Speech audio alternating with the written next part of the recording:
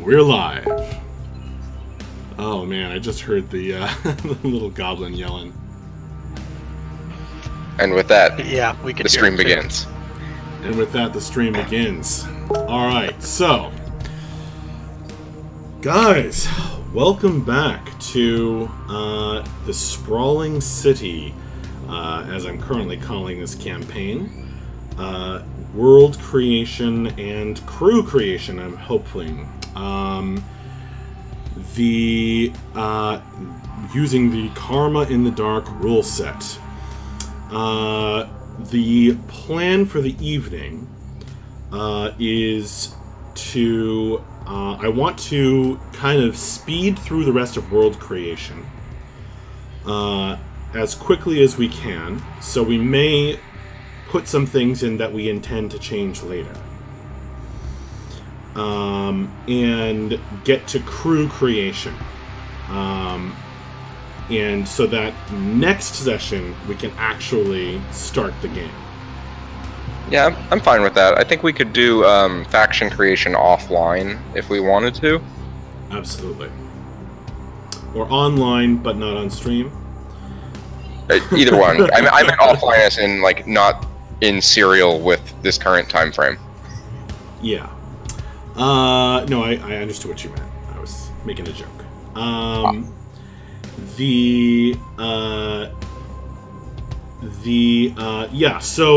So in order to facilitate speeding through world creation, and kind of, we're just going to get some stuff down, finish that up, and, you know, I'll be able to take what we've come up with and run with that football, in order to, create a campaign. So, let's just jump right into it. We were on page 48 of, yep, that's right. The Karma in the Dark rulebook. We had just finished defining the primary heritages of our setting. Hence my outfit. I just realized I can't see you. Hang on. Nor I you, my friend.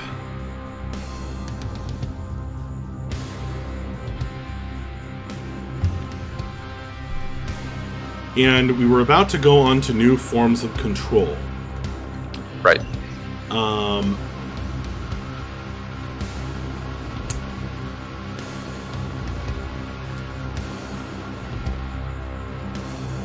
And I don't want to necessarily rehash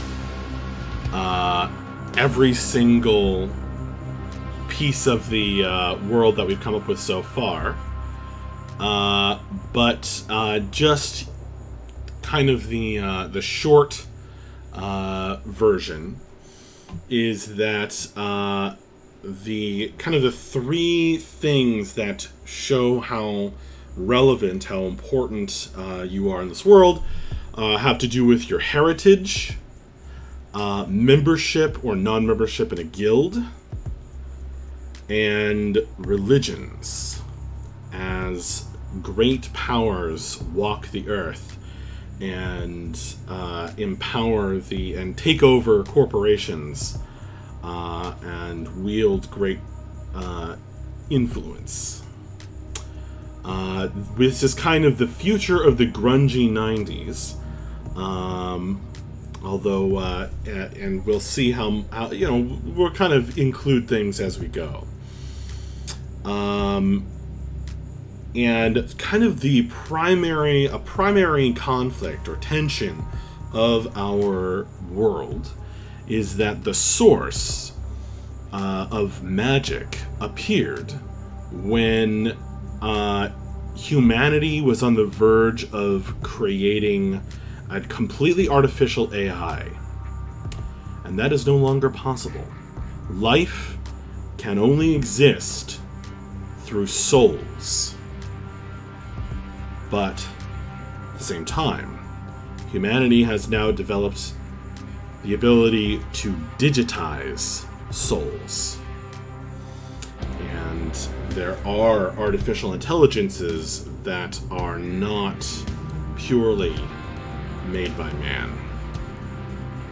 And that is kind of the ultimate expression of wealth and power, and perhaps also subversion of the natural order.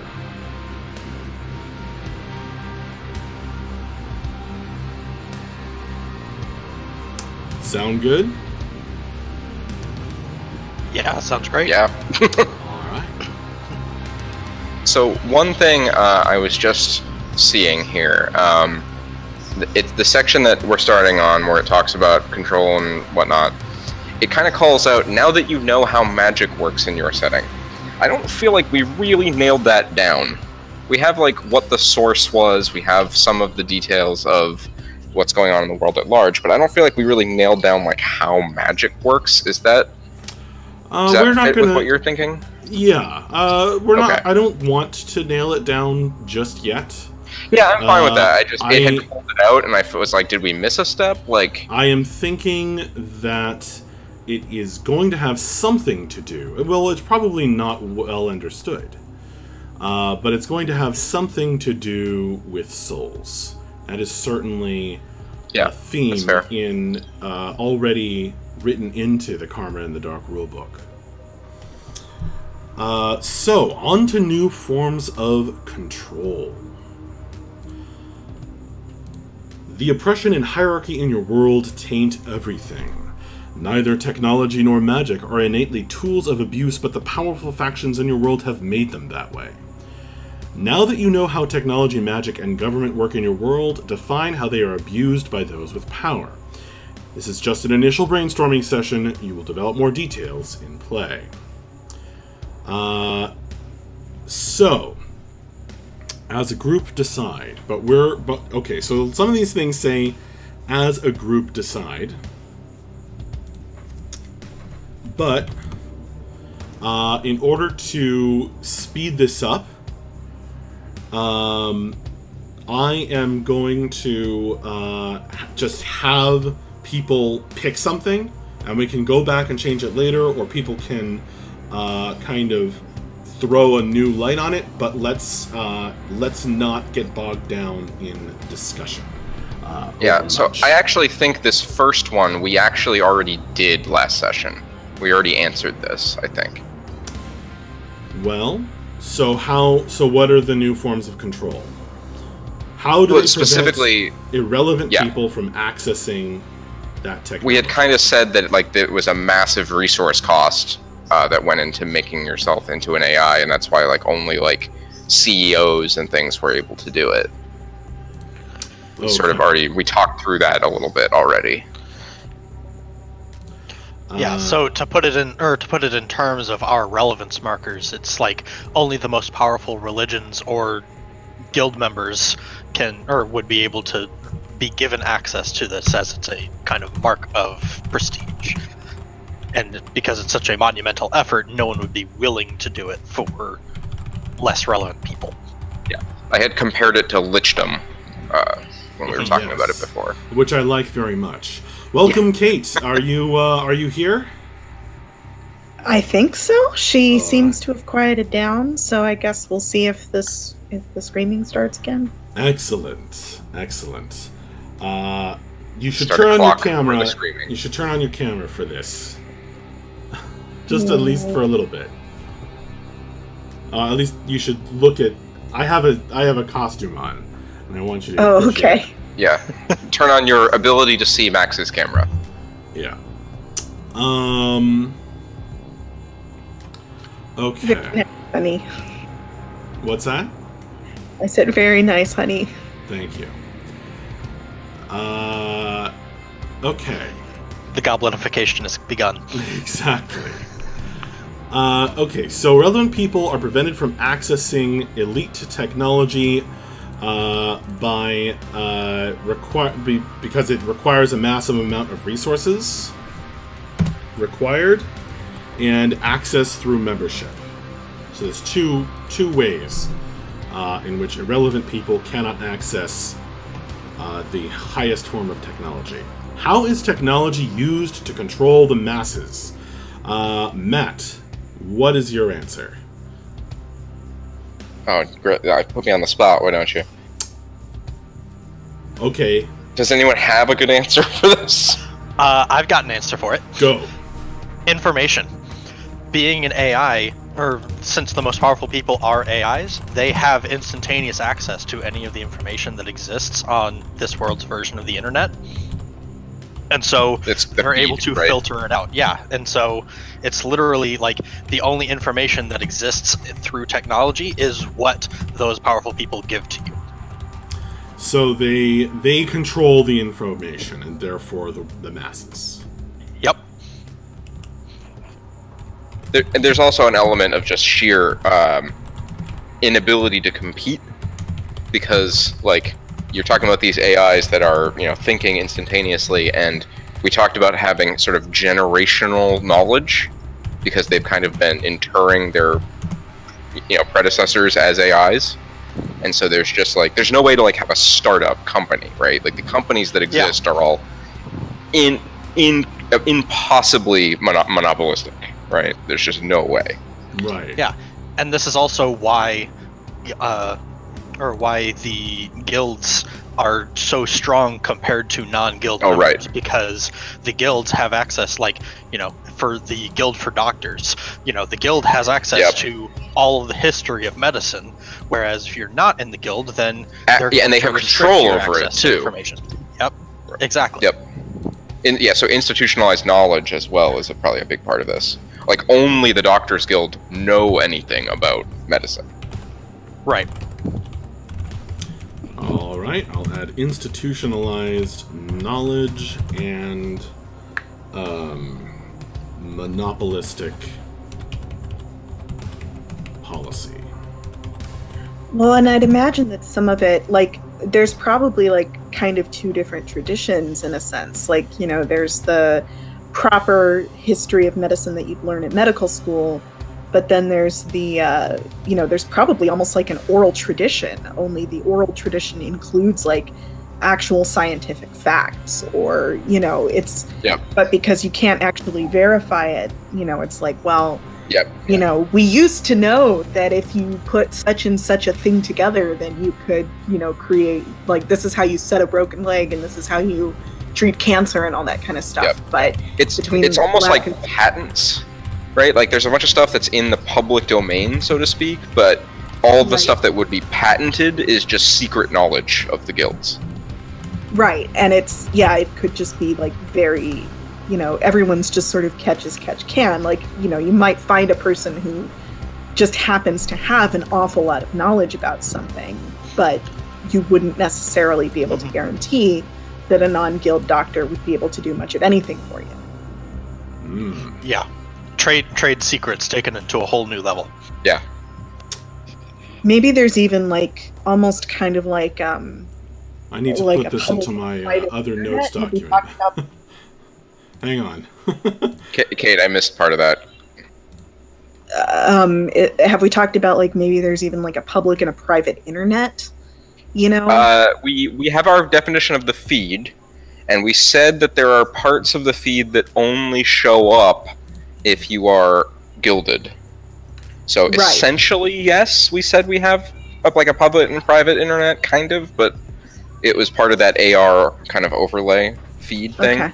Yeah, that's I don't think there's no separate internet from the feed, I don't think. It's just that's mostly what I was talking about. Now, would it be compartmentalized, or would being gilded get you access to everything?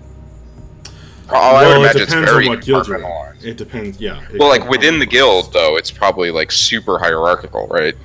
Like tier 1 members get this stuff, tier 2 members get this stuff, right?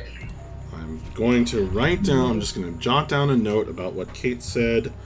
Multiple different traditions of information, oral versus gilded / the feed. Okay. Taladar also makes a really interesting point about intentionally spreading misinformation, and so that's another way that you could very easily distinguish between someone who is in a guild and someone who isn't. It's just you would, or kind of as Kate was saying, of the fact that you wouldn't know whether information is accurate or not if it didn't come directly from a guild member. So they can throttle it or change it. Mm-hmm. Cool. Thank you for the suggestions. What magic do only the powerful have access to? Would the powerful in this context be in all the different contexts of power that we've established, or like because the deities presumably have access to things that mortals don't? Speaking broadly, certainly there are heads of corporations and powerful guild members who are godlike beings, and they have innate magic that others cannot have access to, so that would certainly be the case. I'll put that down.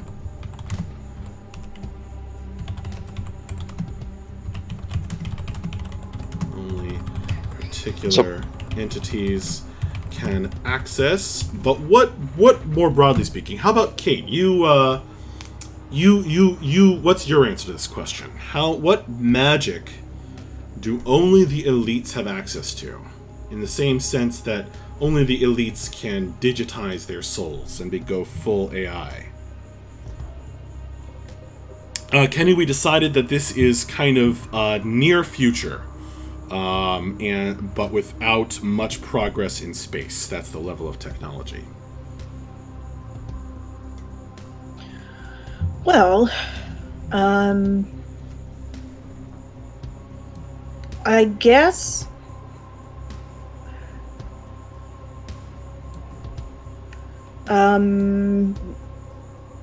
one thing I think would be kind of interesting and scary is where like maybe the elite only have access to like certain types of powerful mind control magic. Oh.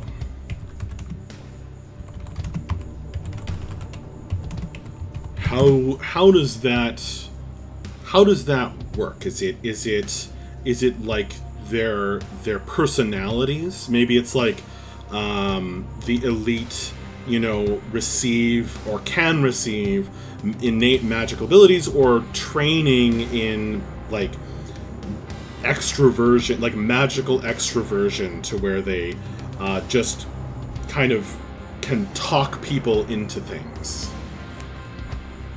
Or is it something different from that? Maybe it's like a guild tier.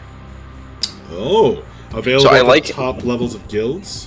I like mixing guilds into this a little bit, because like if you think about it, the Doctor's Guild wouldn't want healing magic to be widely available. Right? So each guild probably has some magic that they are trying to limit access to. Okay.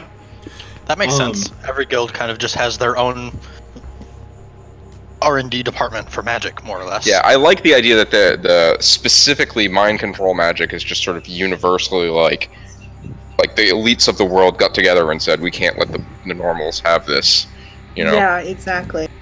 So, magic furthers oppression by Corey.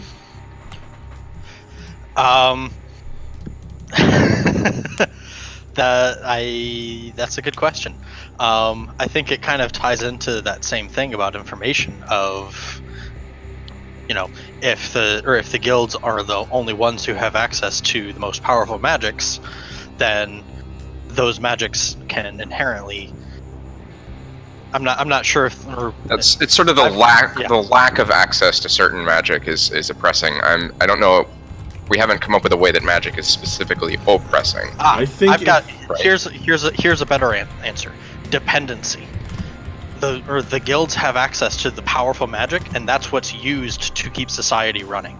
Like, the Doctor's Guild has made it so that disease is significantly less of a problem if you can pay for their most powerful spellcasters. The meteorological guild is able to actually control the weather to a certain degree, and so it's a situation where if they ever try to get, or like if the populace would ever try to rise up and overthrow these guilds, then it would get, or the entire society would get thrown into chaos because that high level magic that they depended on falls apart. Got it. So solve problems and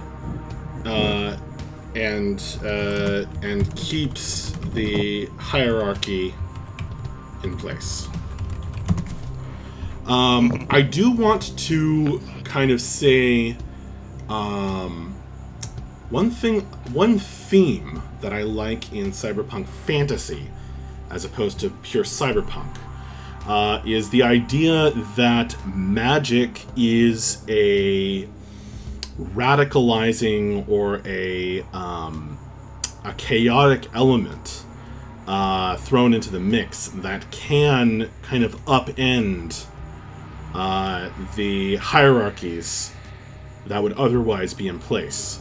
Yeah, I agree, and I actually think it's awkward that they're asking us to come up with how it works as a tool of oppression. Well, I noticed that our answers are pretty limited. I mean, not nearly as widespread or as firmly in place as our answer for tech, and I like that. I think having a couple of things that are like really hard to get a hold of, like, you know, everyday like doctor, you know, health magic, or like keeping certain elements of society running, like those kinds of things where you would need a corporate or a government sponsored or a guild mage who was like doing public stuff, public service kind of stuff. You would need that. I like that idea that is used as the tool of oppression, but certainly in general, I think the way we're talking about this is if magic pops up in, you know, in an unexpected person and an unexpected place, it can upend, it can allow people to you know, do things that they would never otherwise be able to do. So I think that I'm comfortable with where we are at. The other thing that came to mind here is, you know, for better or worse, there have been oppressive religions in Earth's history, and I'm sure our version of the world will be no different. And the deities having literal magic, to some extent, would empower, you know, a level of oppression in certain religions that would otherwise be impossible. You know, like literal indoctrination. You know, certainly, you know, the draw would be a lot stronger for people. Absolutely.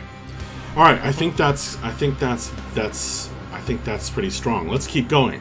Define your starting city. The last section of world creation focuses on creating the initial city and factions for your game.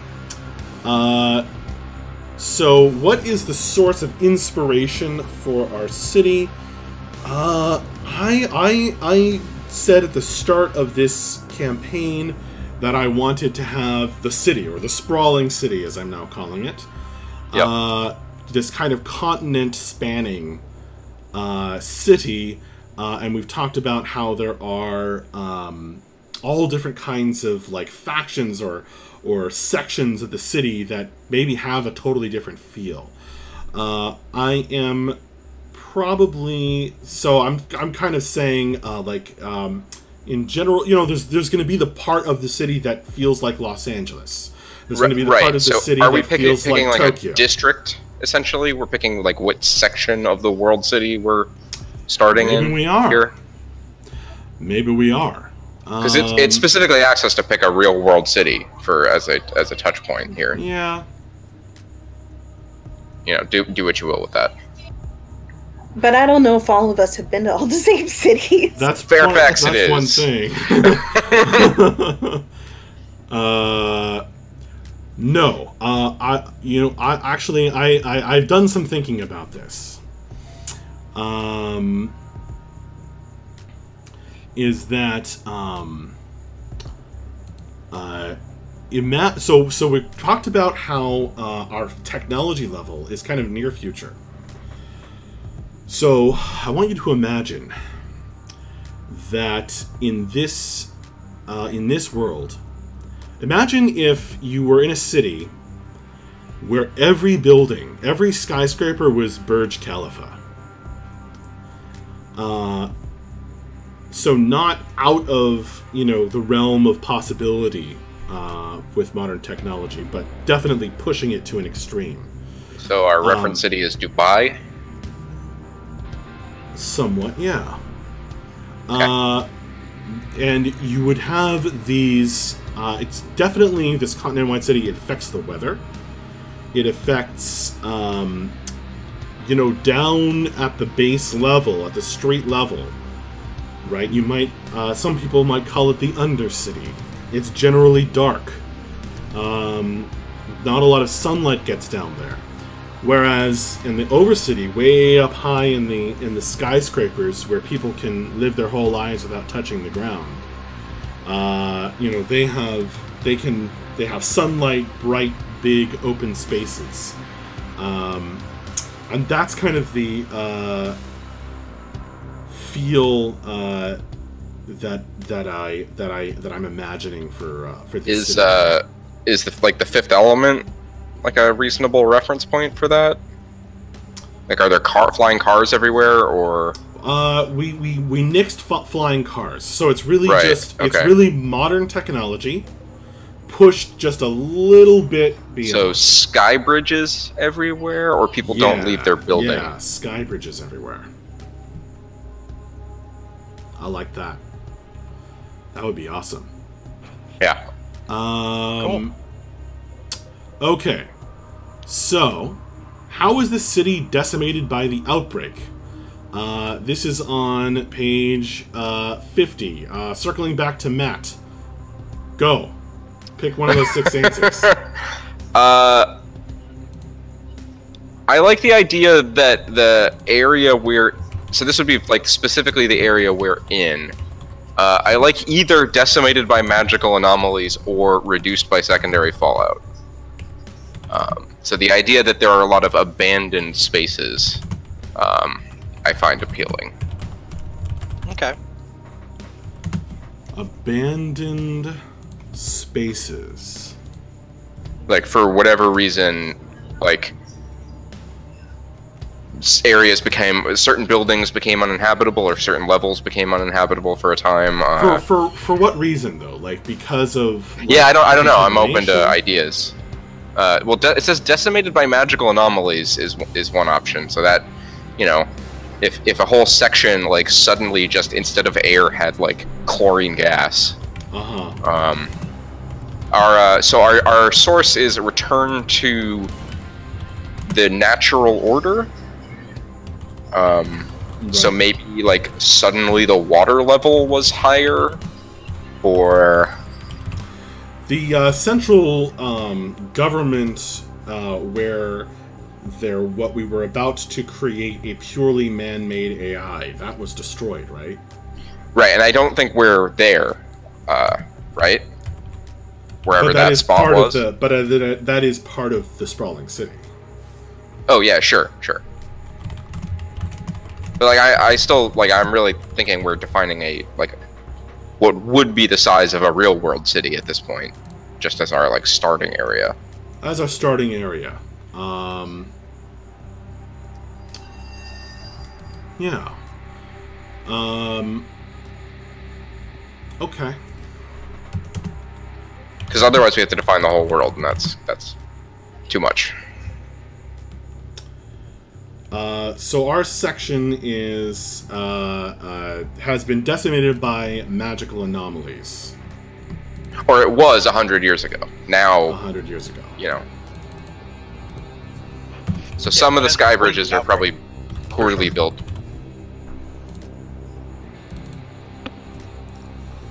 Full of vast skyscrapers. So it's future Burj Khalifa. Yeah. Or Dubai, as you said. But not like the water aspect of Dubai, or even the desert aspects, like really like the downtown core. It's Los Angeles meets... but taller. Los Angeles but taller. Meets Tokyo, meets Dubai. Meets Coruscant. Meets Coruscant.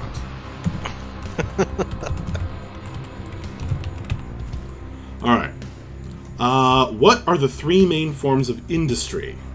There are 20 options. There are 3 of you. How about each of you picks one? Corey, or rolls. Okay. Or I'll roll for it if you want. No, pick one. Pick one. There's 3 people. No, I just wanted to see what I got. Yeah. What did you Yeah, get? I'm thinking. I got 20. Tourism. But it's it's critical tourism. Mm-hmm. Yeah, so I like cybernetics being one of the core industries. Yep. I totally agree with that. 100%. Let's do that. Kate, pick one. I want entertainment. Ooh. Interesting. So open-ended.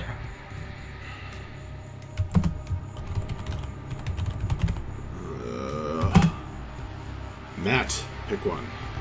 Robotics and drones. So there's no flying cars, but there are drones everywhere. Good. I like that. I have a bunch of drone tokens. What are the city's 2 main reputations?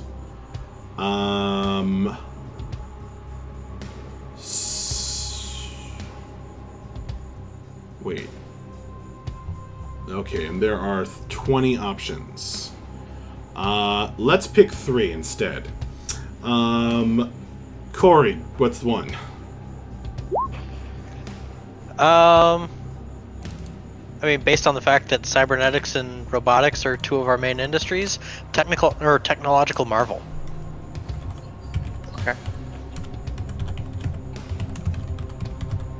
And this is for our slice of the city, right?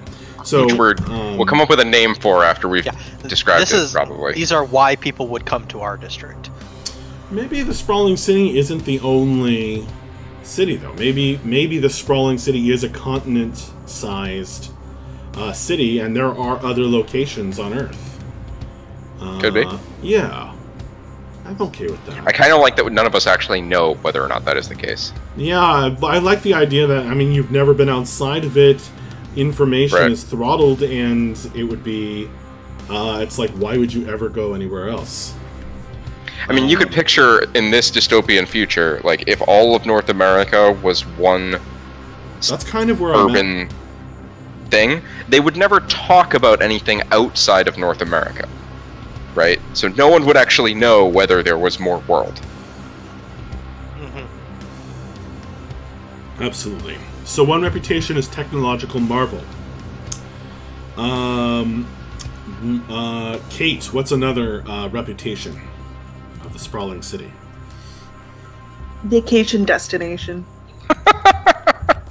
Okay, I guess there are entertainment. So now I'm feeling like this is getting more and more like Las Vegas is getting into the mix here. Las Vegas meets Coruscant. I hate Las Vegas, by the way. Are there big pyramids and things too? I'm not putting Las Vegas on the list. I think Corey's heard me wax poetic about how much I hate Las Vegas. Matt, pick another. So if I were to throw dirty, decaying, or broken down on top of the 2 that we picked already, that's fine. What happens? I mean, think of a city like in the real world. You know, a lot of vacation destinations that like might have a slums area. Or it's like it used to be a go-to destination, and like, you know, it's kind of run down nowadays. No, it's just it has vast slums. Well, yeah, I think like there's probably whole layers, and I think the concept is layers, right? It's like it'd be like floors 20 through 40, yeah, of like of the whole section, that are probably completely abandoned, like I was saying before, because of these magical anomalies. So yeah, I think dirty, decaying, or broken down would be my pick. Yeah, I mean, it kind of, you know, like there's like it happens in a lot of major cities, like it, it was like that in Los Angeles. It was like that in Detroit, which is close to where I lived for a while. It's like that here in Washington, D.C., where it's like, there's places where it's like totally beautiful and wonderful and a great place to hang out. And then there's places where you just should not go. Right, and in this setting, it's weird because those places you shouldn't go are below probably the places that are super nice. Yeah. What video game was that? Was that KOTOR, or was that one of the Mass Effects that had the layered city where the bottom was like this crazy slime? KOTOR. I think it's like it's super common in Star Wars. Like it's It was KOTOR. Yeah. Got it. That was one of my favorite storylines. So yeah, I'm picturing like there's like a smog layer essentially, and if you go below the smog layer, everything is just like bolted together and just constantly falling apart. Absolutely. I mean, it's a tradition of sci-fi that there's an undercity, right? Yep, and that's a very real thing. And I like the idea that they're actually like maybe there's an undercity, and then below that there's like it's okay again, and then it gets bad again. Like. And then down below that is Dark Bad Shadow Doom. Yeah, exactly. Scary Town. Scary Town. Los Angeles, Dubai is a wonderful place to visit as long as you stay on the sky bridges. Yeah. Got it. All right.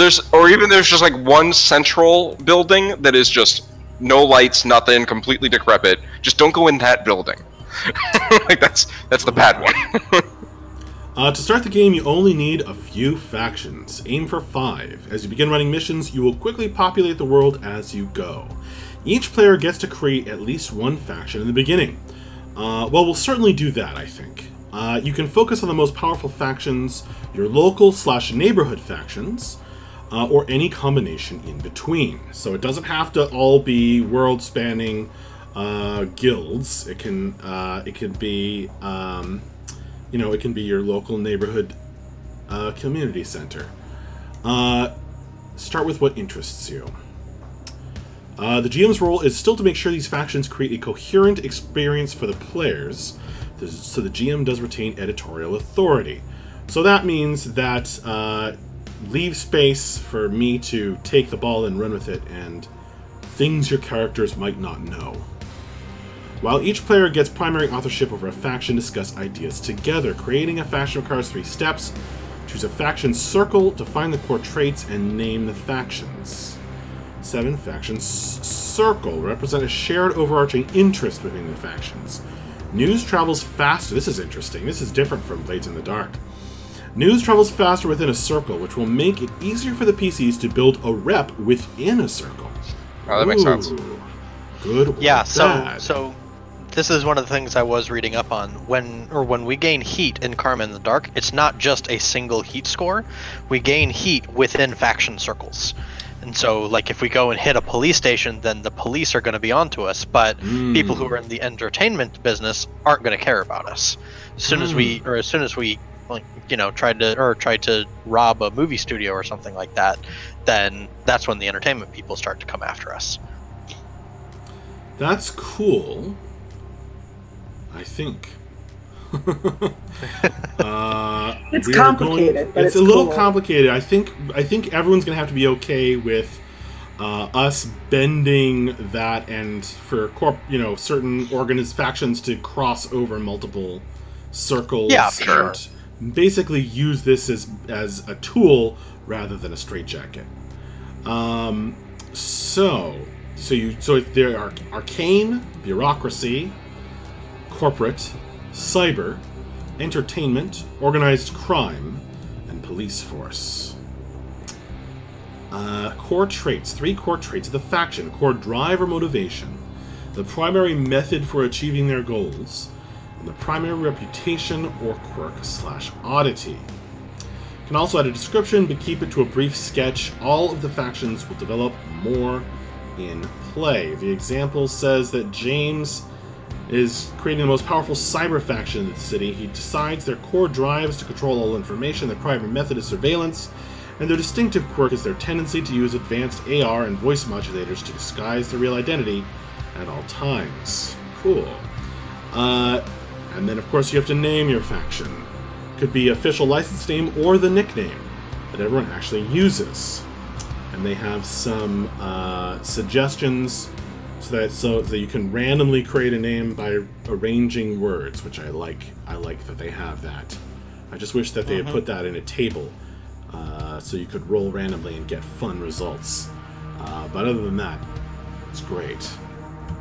Okay, so it says aim for 5. We're just going to do 3, and we'll create more later on. So, who was the last person who had to come up with something? Was that Matt? I think so. I think so, yeah. Right. I did the decrepit part of our city. All right. Circling back around to Corey. Which means that Corey's always going to be first. So if you don't want to be first this time, we'll swap it over to somebody I'm fine else. with being first. I've right. got an idea. Go. So my idea is for an arcane faction that I'm thinking of calling them something like the Multiverse Society.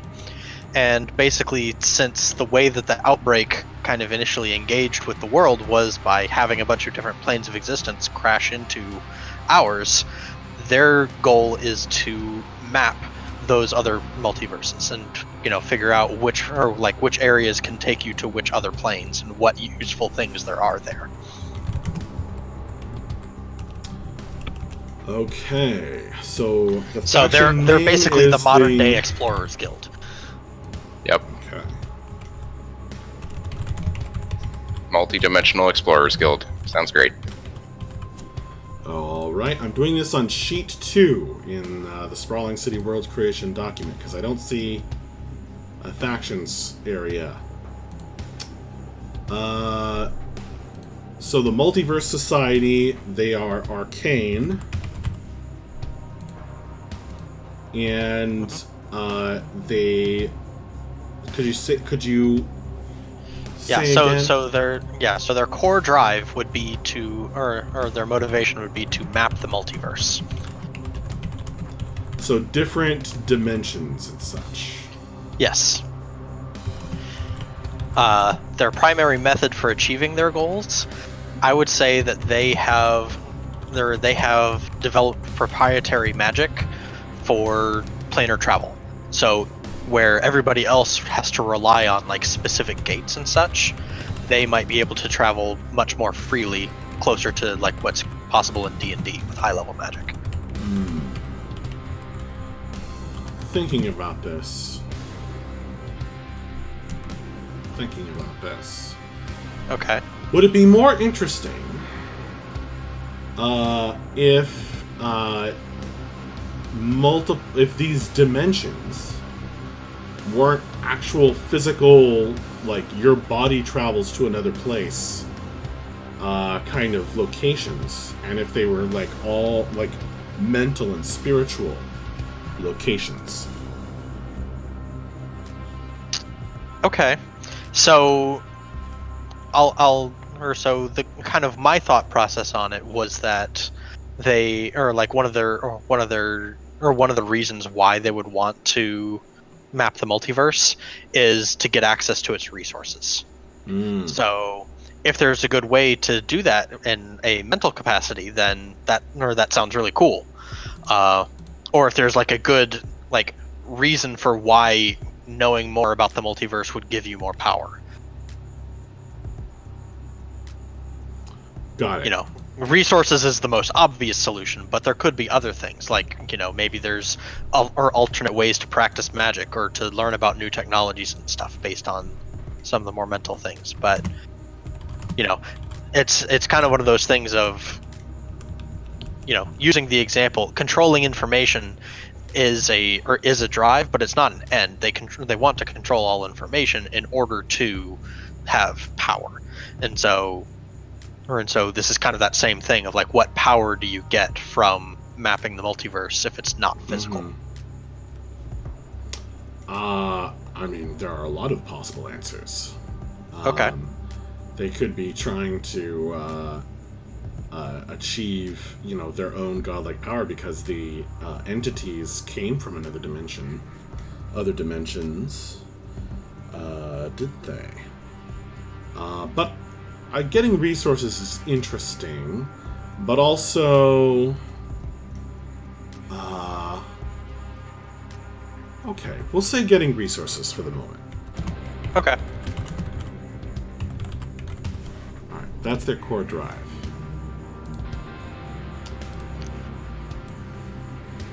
And then a distinctive quirk. That's an interesting one. I'm not really sure what that would be just yet. Or if their primary You can also be a reputation reputation, yeah. Yeah. So I would say that their reputation, or they have a reputation for ruthlessness. Like if someone else outside of them were to discover something in another plane, they would immediately swoop in and try to take it, kind of thing. Like, you know, they would kind of see anything that's not on the prime material plane as theirs. I think of, you know how in the Shadowrun game, the first one, there's like the guy you can meet who's like barely talks to you because he's like watching the astral plane.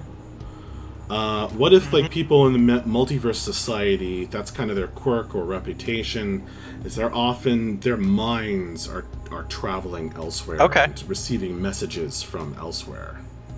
Yeah, I like that. That's cool.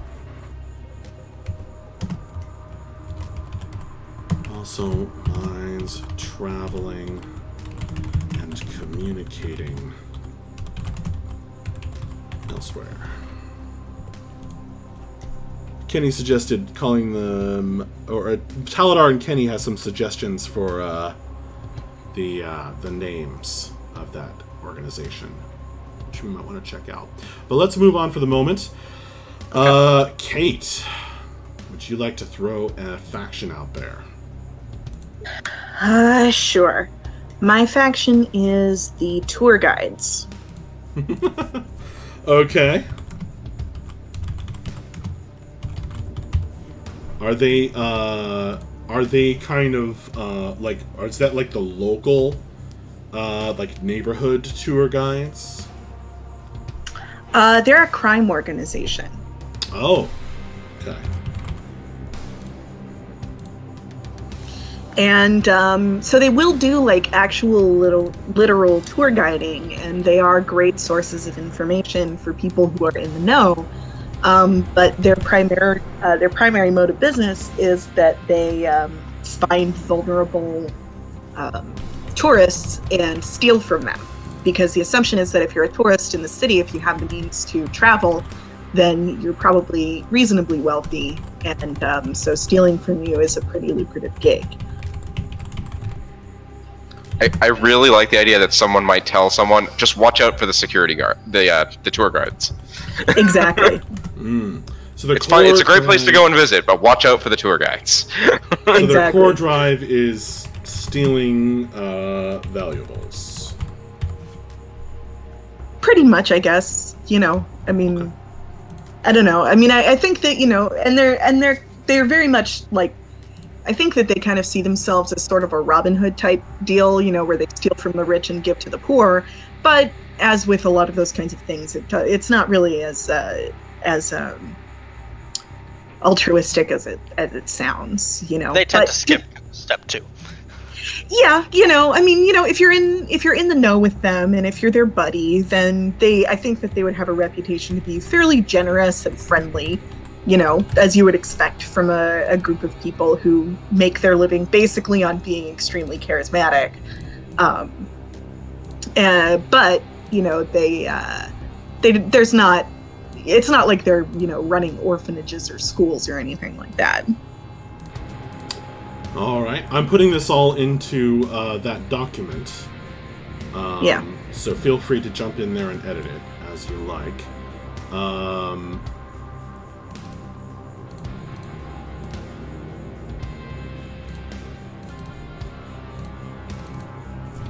So what's their reputation or quirk? Well, like I say, their reputation is just for being like really charismatic and outgoing. They'll walk up to anybody. They'll they'll talk to you. They'll strike up a conversation. But generally speaking, if a tour guide approaches you, then you want to be on your guard because you would assume that it was with some kind of sinister intent. Got it. I don't know what the one-word phrase is for that. That's certainly the reputation. Do you have any quirk that goes along with that as well?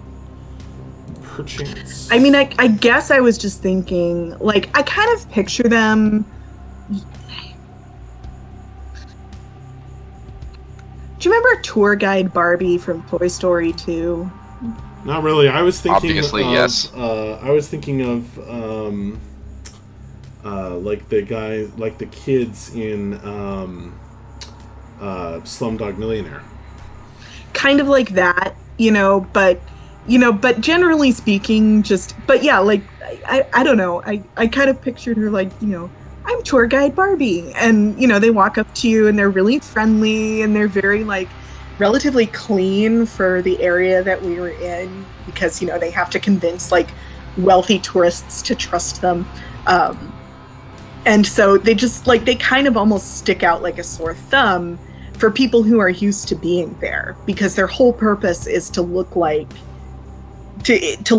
people that would be trusted by people who aren't from here. So one thing I think might be interesting is if they were also like they were also like committed to like bringing in tourists because that's who they steal from. So if they also had a role in like actually promoting tourism.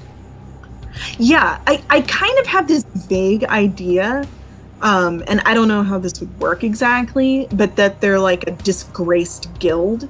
That they tried to start a guild. They were the tourism board of this area or something, and they broke bad. For whatever reason, whether politics or whether there was some kind of scandal or, and obviously I haven't really spent a lot of time thinking this through, that somehow that didn't work out. And so there's this kind of like fall from grace air about them.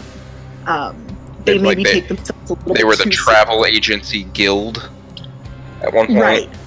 And they would have been part of like the broader entertainers guild or something, but they weren't seen as being like real entertainers or something. And like the feed probably made them irrelevant, right? Just like the actual internet made travel agents kind of irrelevant. Sure, yeah. Yeah, you would need now travel agent is like a super like specialized thing where it's like, like we used to have a travel agent at a company I worked for, but that's because we did deployments, and so we had to arrange like dozens, if not hundreds, of plane tickets a week. And so we had a person who's a travel agent who just did that. But, for your average vacationer, like, why would you ever even contact one? Amazing. And so. Yep. And tour guides as well. In our AR-based feed world, like, why would you need a person telling you what you're looking at? You can, like, everything you look at just has, like, a sign on it that describes it. Right. Can I just say this is already far more engaging than, like, the cabbies in, Well, we could have made the cabbies more interesting. But we didn't. But we didn't. That's true.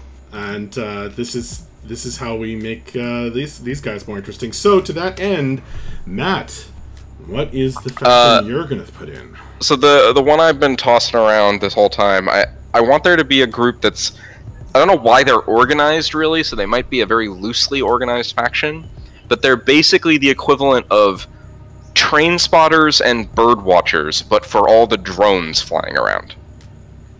Like they get all super excited when there's a new. Oh, that's the new model, Cyberdyne, whatever. And they're always trying to get to places where they can see these new drones coming and going, and maybe some of them even try to catch them, So they're a faction. Yeah, that's the part I'm struggling with. Is like why they're organized at all.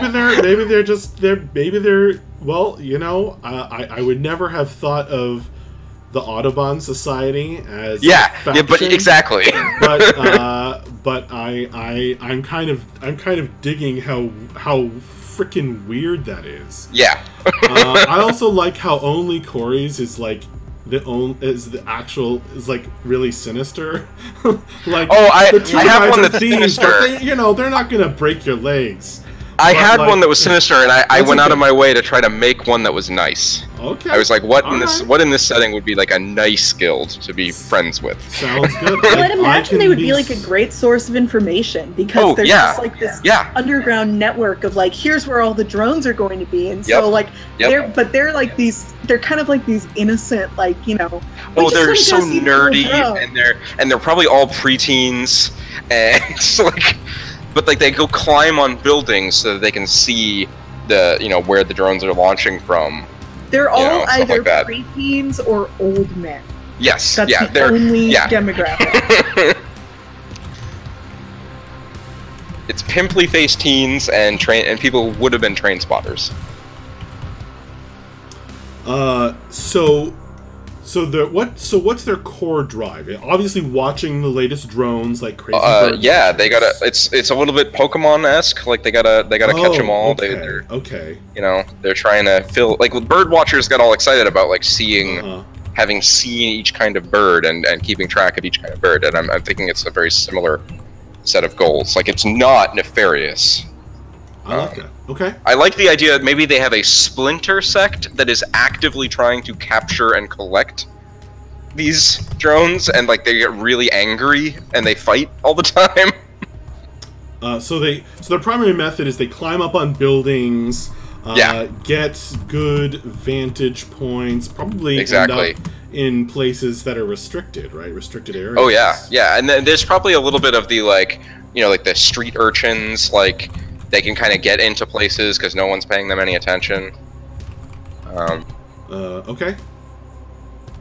And and it's like this, like, so they're probably like really highly sought after by like thieves and stuff. Oh, because it's like, you just find this little teenager and you're like, hey buddy, I'll give you $1 to go sit on that building. Like, surveillance drone that's being released. Like, do you know its flight patterns yet? And they're yeah.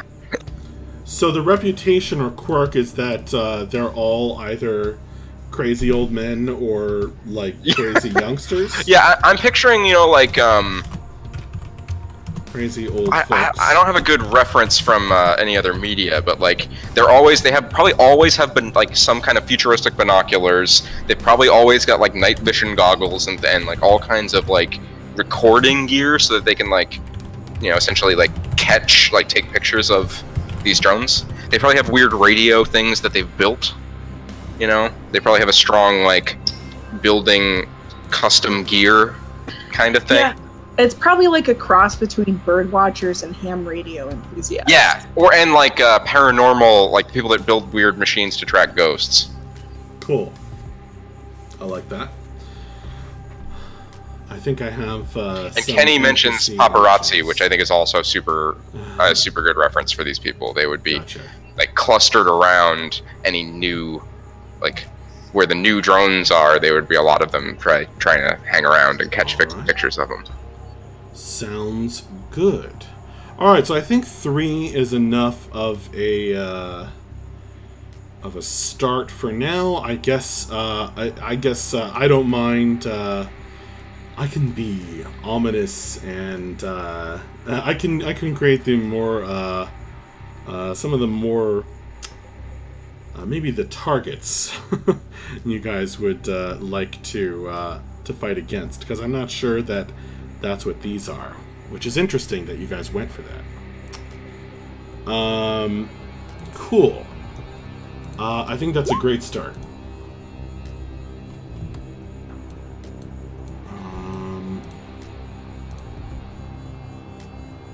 Watchers, got it. Yeah, it actually recommends using stupid leet words for the cyber factions. We'll type it into the document. It's on sheet 2. Okay. Oh, shoot. Did not mean to do that. Yeah, I put in a name for mine as well. I thought that the Circle of the Silver Star sounded cool. I see that. All right. Where were we? future editions. The world will continue to expand and be filled in with more detail as you play. The GM will create 5 additional factions before the first play session. Oh, he will he? Along with specific agents for the factions, but everything else will be defined as it develops in the fiction. Remember that collaborative world building continues throughout the game. The GM will often call on players to contribute to world lore and details. I like that. Once a campaign ends, the PCs will have a chance to alter some fundamental truths about the world. That's interesting. Then, so cool that actually is right there. That one sentence that actually fixes my biggest issue with Blades in the Dark, which is that we could have just chosen to do that. Well, I just never thought about it that. I like the upfrontness of this. Yeah, it's upfront. It's like you are able to alter some fundamental truths about the world, so what you do matters. Then, if your group decides to play a second campaign in your world, you will create new details in reaction to those changes. In this way, your world will grow layer by layer for as long as your group remains interested in playing the setting you have all created together. Awesome! And congratulations, guys! We have completed world creation. Awesome. Daily robotic overlord news. Drone. Yeah.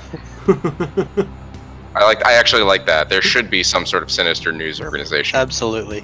Okay, we're putting that in. The other high-level idea I had, just so if you want to think about it more in between, was the people that maintain the buildings, like the actual construction people, should either be a union or a organized crime gang or something. Who's an organized crime gang? Like the people that maintain the buildings, like the people who are out there actually riveting the buildings back together. That actually makes sense to me as a bureaucracy circle. Is that? Yeah, I said maybe a union might be a bureaucracy, for sure. Is that a union? But it could also be under the thumb of a particular crime family, like the way sanitation and stuff usually ends up being organized crime. No, it seems like that would be under the thumb of a guild. The Department of Structural Integrity. That's pretty funny. That's government or bureaucracy or bureaucracy. Department of I like that name. Integrity. Like if we damage a building, they're who we're gonna piss off. Yes. Exactly. Or at least you will piss them off, and maybe somebody else who owns the building. Right, and they're definitely opposed to maybe the drone watchers, because they're constantly getting into places that are not structurally sound. All right, I love that. So it's time for team creation. Your team is the focus of the main story, and actually I'm going to change the music because this 10-minute song has been on repeat for too long. And today I spent a few hours putting together more images and getting a lot more songs, a lot more music in the selection here. Oh, cool. So it won't be so repetitive. I actually made these blue boxes for text myself. And got a bunch of free downloadable images from the internet. So, team creation. PCs will come and go, too jaded by the work, dead from one too many desperate heroics, or trashed after crossing the wrong faction. But the team remains until the end of the campaign.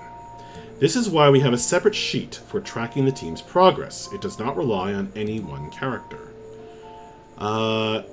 Is there a sheet that's already in Roll20 for that? Or do they not actually have that? That's one of the ones that they don't have ready. Oh, okay. So how are we gonna do this?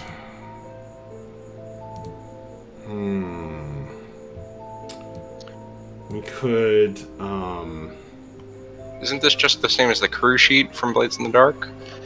It is, but it's different enough that it doesn't translate quite as directly. Yeah, so I've got it, or I've got the sheets PDF open for myself, and I've got a PDF, or I've got the ability to edit PDFs. oh, So, yeah, so I can work on creating all of this stuff for us. I mean, okay. you were basically doing all the going. crew sheet changes before, too, so I'm totally fine with this. Okay, that would be great. And then we could put it into Roll20 as a handout. Yep. Excellent. Alright, awesome. Let's do that. Thank you so much for stepping up to the plate on that. Yeah, no problem. Alright. Your team is a band of irrelevance. Society made you outcasts, then forgot your existence and left you to the inevitable grind of powerlessness. You know the only way you can avoid total erasure is by linking together and trying to become more than you are alone. As a result, your team is more than a collection of professionals with no personal ties.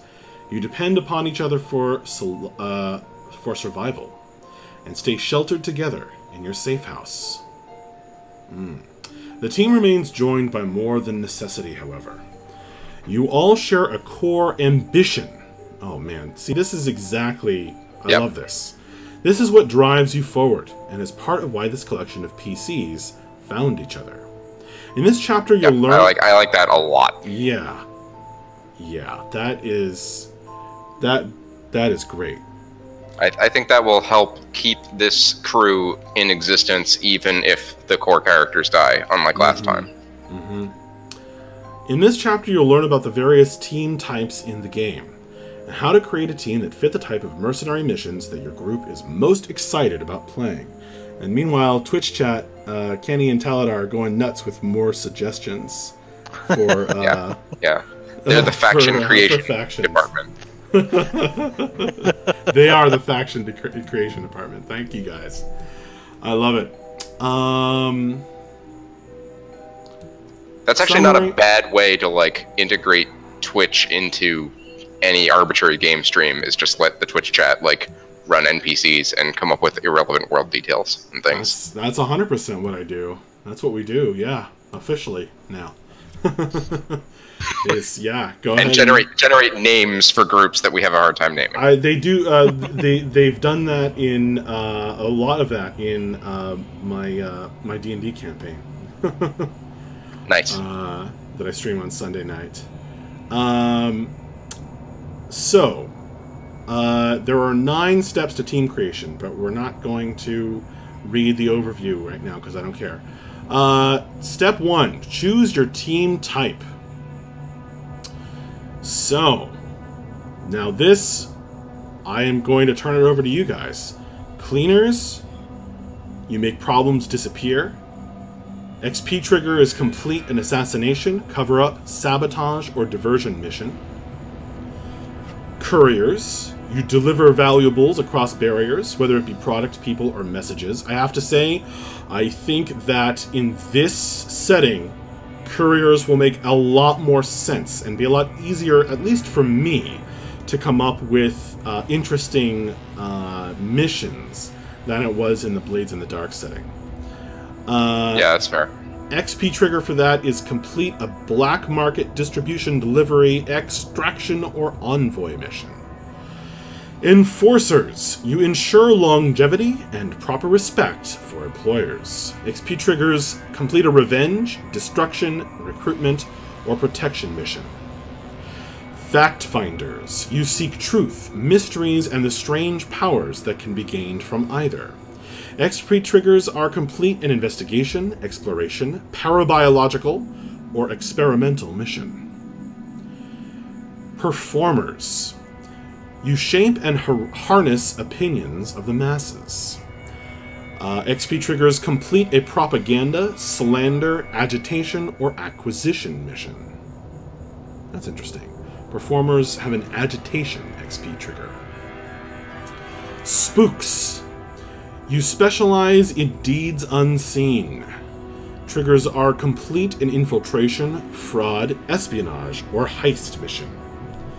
Take it away, guys.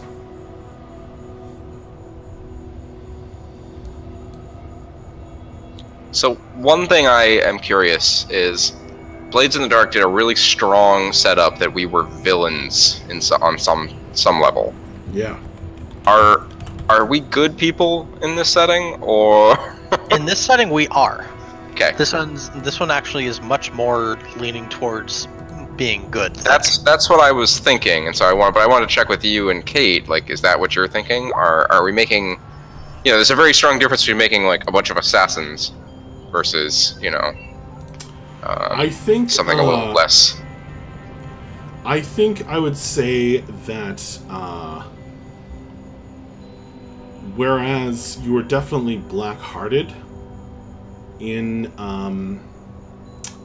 Blades in the Dark, I think in this... I didn't mean villains. I meant, it was what, scoundrels? I forget what they called us, but it was like, you know, it was there was a darkness to our characters. I agree with that. I mean, Ogre was definitely a villain, but, you know. Well, yes, but... Maybe not at first. This is a lot more gray. I would say that whereas you guys in Blades in the Dark might not have considered yourselves good, I think in this game you at least would be considering yourselves doing your best. Okay. Yeah, one thing that is worth noting here is that on some level, like, what makes us different from the guilds and all of this other stuff that is kind of oppressing people is that our team is kind of fighting against those systems on some level. Right, we're the and rebels. So, yeah, exactly. And the so plucky, downtrodden, you know. Yeah, and so like over time, our characters will actually get, or our team will get more and more corrupted by the world and by the systems around it, until eventually we're indistinguishable from the NPC factions. Right. So we should make something at least vaguely like good-hearted. Yeah, and like we can definitely still, like, you know, cleaners are an obvious example of like, oh well, it's hard to, or you can't make an assassin that's a good guy, but you definitely can if you're targeting or like using assassinations as a way of weakening society's hold on the people it considers irrelevant. That's true. It did occur to me as I was thinking about this more that we could just twist each one of these. I do want to leave room for you guys to, you know, not be, you know, angels or saints, but let me put it this way: what's the name of this game? What's the name of this system? It's like a quiz. Karma in the dark. Yeah, Karma in the Dark. Karma. So you reap what you sow. Mm-hmm. Yeah. Well, so I'll just put a line in the sand. I think Cleaners is actually the most interesting of these options because it's so versatile. We could basically do anything so long as it, you know, is fixing a problem. But yeah, that's just my take. Cleaners are definitely interesting. I also really like the idea of fact finders, especially given how much emphasis we put on like informational control, and so being people who are, you know, investigating things and exploring the world or the Sprawling City. I think there's a lot of potential for some cool stuff there. Yeah, I'm fine with that too. But I also like the idea of being cleaners as well. Kate? Well, I'm just going to throw a wrench in this entirely because I think Fact Finders is the most interesting. That's so we have 150% not really of a us. wrench. Okay. I think we're fact finders then, if that's the case. Interesting. Okay. You are fact finders. So I guess Corey's gonna put that in. Yep. And I guess experimental mission is really open-ended. Well, no, it's like that means like scientific experiment. Right, but we could be using some sort of experimental thing to do just about anything. And still call it finding out if this thing works, you know? I probably wouldn't allow an XP trigger if you guys took an assassination mission and then you're like, but I used this experimental gun to kill him. And I'm like, yeah, okay, great. I probably would, that would count. But we could come up with any kind of like experimental tech and build a mission around it, you know? That is potentially true, yes. I mean, we have a lot of narrative freedom. I'm not looking to like fake gain XP. Well, it's a different kind of freedom, because I kind of agree with you what you were saying about cleaners, in that, like, those XP triggers cover a wide variety. That's true, and even there, I was thinking of it narratively, less about, like, oh, free XP. I mean, like... Well, no, but I felt like when we were, what is it? The transport thing we started off doing in Blades in the Dark, it felt very restrictive, and I like how open these two are. Okay. Alright, so if everybody's happy with Fact Finders, then that's what it is. It represents the professional... I'm going to read this very quickly. Represents the professional niche of the team. It separates your group from general mercenaries. Professionals for hire determines the type of jobs you usually take, and provides special abilities designed to support that work. The team type isn't meant to be restrictive. Your team can always take work outside of their specialty, and if you want to elevate your team's status as high as possible, some flexibility is required. Like your character playbook, your team type helps to define your starting place in the world and how others see you. If your type is couriers, potential employers want a courier when they offer your work and will expect you to act more or less in line with that type. Spooks, who operate by making the news, for example, will not usually deliver on what an employer wanted when they hired that team. Why a good choice not to pick spooks, given how things have gone in our previous game. When you live up to type, employers will feel better about your work and view you more favorably. Choosing your team type is an important decision for the group. It's a way to agree on the type of missions that interest you the most. It helps the GM narrow down the game from desperate outcast mercenaries to desperate outcast detectives, which is, I think, what you are. The group should choose a team type that excites everyone. As a player, be opinionated and clear about this decision. Your choice about team type will shape the entire campaign, so if you're not interested in a certain type of mission, speak up. Yeah, do speak up. I will say, I hope this one isn't quite as, like, all weird all the time focused like the last one was. I would like a little bit more variety, and like it's not always ghosts, so to speak. Gotcha. I have, Like 80-20? I have no problem with that. I mean, there's a lot of room for investigation in the world that we created. Yeah. That goes way beyond just like find out what's happening in this situation. It could very easily be like espionage kind of things. Yep. Where we're sent in undercover and we're like, you know, we need to get this company's secret formula for whatever. Yeah. Yeah.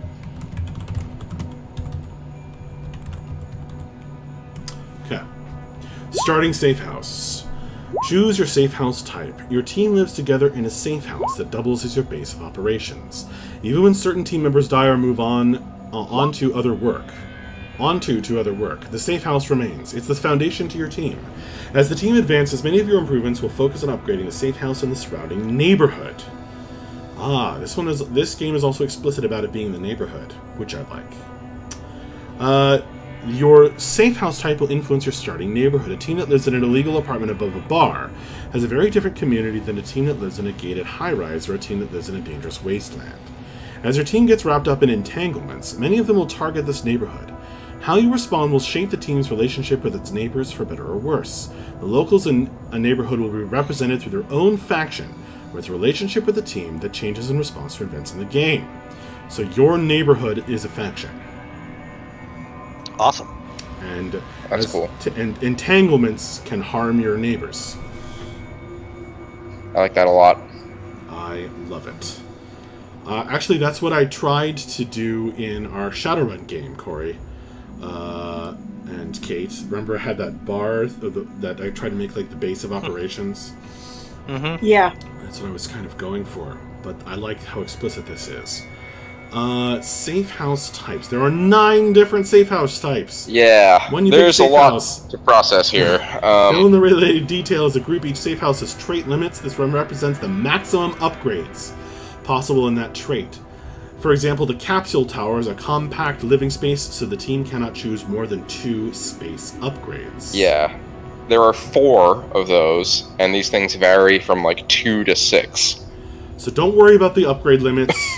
Pick your safe house based on the concept and related community that interests you. Don't worry about the upgrade limits. Those are just a mechanical representation. Sure, you say that. Well, I know you guys are gamers.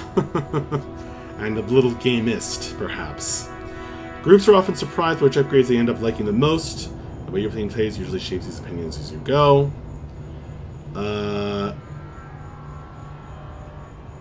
Okay. Abandoned building.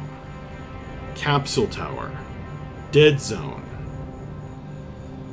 Gated high-rise. Illegal apartment. Infrastructure rat. Shantytown. Underground refuge. Or utility leech. Take it away, guys.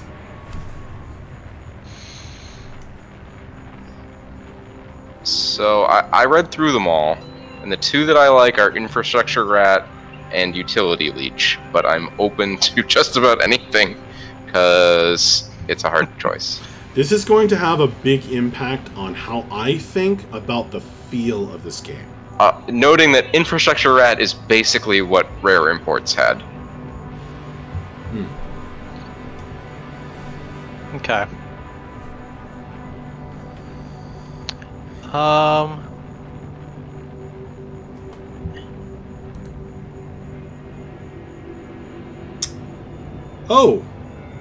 Hey! Huh? Arctics! How are you, my friend?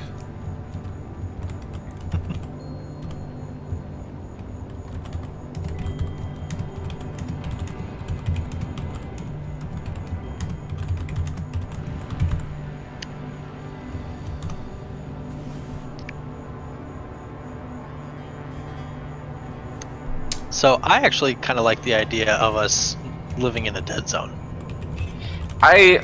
So the only reason I don't... So I initially had gravitated towards that as well, because I was talking about magical catastrophes not that long ago.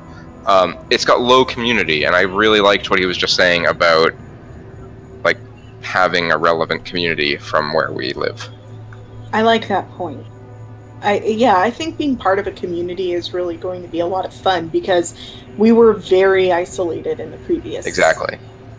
Yeah, this is something that I am really excited about, and really, this is one of probably the 3 big reference points that I am looking at for how I am going to create the campaign and how you guys want to play. So definitely pick the thing that sounds the strongest to you. That sounds like the most fun. So gated high-rise, dead zone, and utility all have low community, so I'm willing to give up on utility as well, because for the same reason. Okay.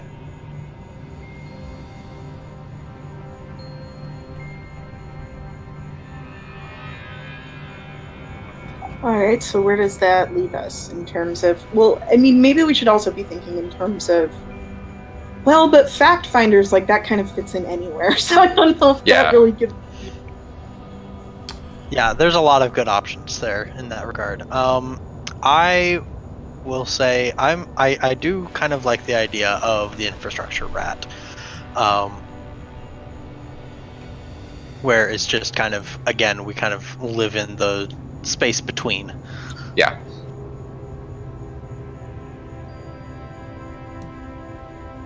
It's got good community and good resources, bad security, bad space.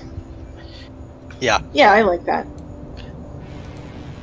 Because I also think if we're fact finders, like, I think having good community is actually going to be, like, a really basic resource for... And, like, we could live, you know, what amounts to, like, a nest of, like, antenna arrays and things, and you know, that could be part of the deal.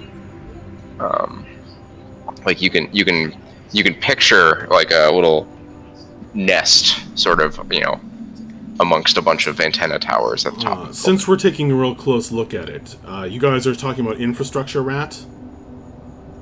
Yeah. Yes. I'll just read it out loud real quick.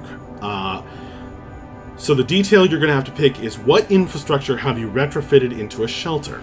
The sprawl relies on an elaborate infrastructure system, most of which is ignored by the average citizen.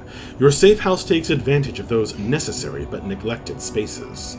Every building requires stairs for the fire code, but no one uses them. The towering skyscrapers depend on an elaborate ventilation system, but even maintenance barely checks them. The intricate network of roads and bridges requires service walkways that remain unused because megacorps are too busy making money to pay attention to mundane maintenance. Since your safe house sits inside the very structure of the sprawl, it provides the team easy access to all urban life has to offer.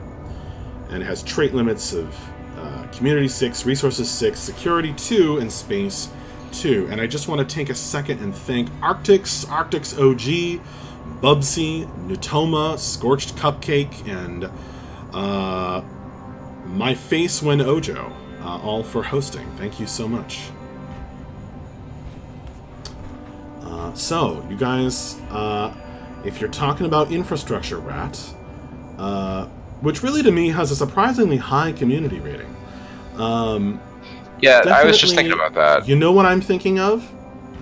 Well, you know what I'm super thinking of? Remember that this is 90s grunge, the future of 90s grunge. Have you seen the movie with Keanu Reeves before The Matrix, where he gets like a microchip embedded in his brain? Johnny Mnemonic? Johnny Mnemonic. Have you seen Johnny Mnemonic? I don't remember it. Do you maybe? So the best part of the movie. I know it as a Cyberpunk touchstone, but I don't actually remember the movie. So it's a great movie. But I mean it's a terrible movie. But the best part of the movie, the part that made me love it, is that in one place there's like this old ruined bridge, this huge suspension bridge, and it's been abandoned. It's in a waste land area, and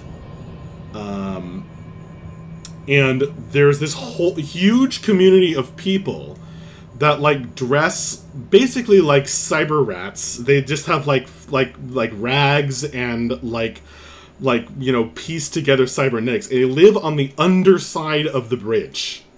Not on top. Almost certainly what this is based on. Not on top.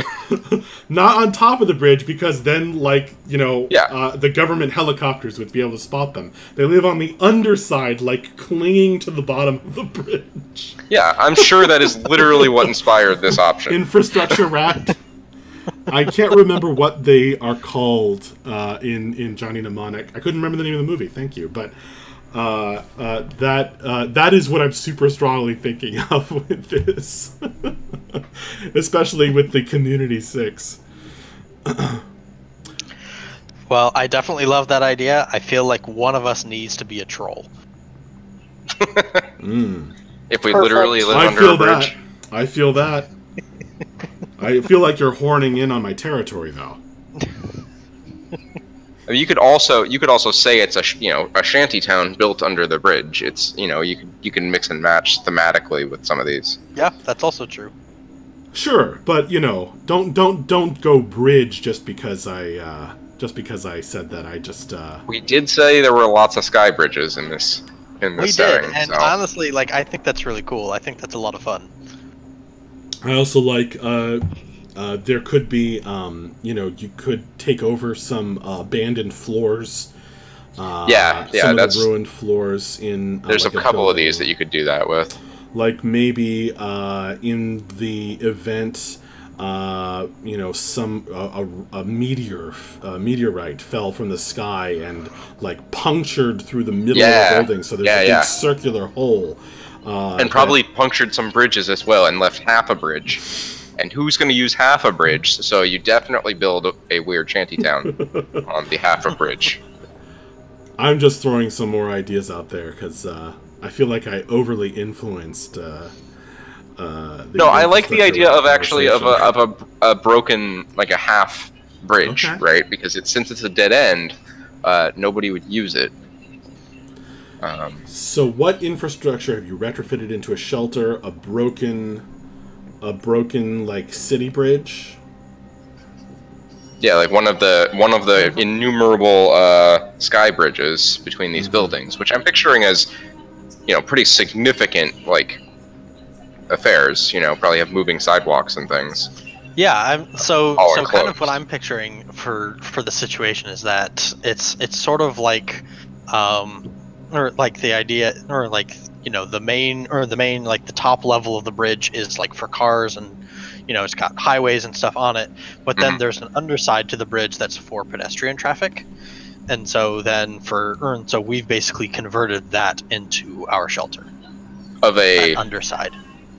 If it's a broken bridge, we could have just taken the top as well, right? Because it's essentially a dead end. Yeah, potentially. It's just kind of a question of like how obvious is it to everyone that this place is being occupied. Sure. I guess that's the difference between infrastructure rat and shantytown. Is like shantytown is a little more established. Yeah, if we were doing the top of the bridge, I think the shantytown makes a lot more sense. Well, in infrastructure, the infrastructure rat is kind of hidden, whereas the shantytown, like people know where the shantytown is. Exactly. Yeah, I think that's a key distinction there. So, yeah, I'm fine with underneath broken bridge. Is that where we ended up? How have you retrofitted that? What have you guys done to kind of make it a shelter with a community, and what I guess what I'm picturing like a treehouse city. What keeps you hidden? I have So, a go I have ahead, a Kate. really weird idea, which is that, like, there's always like all of this rebar that, this network of rebar.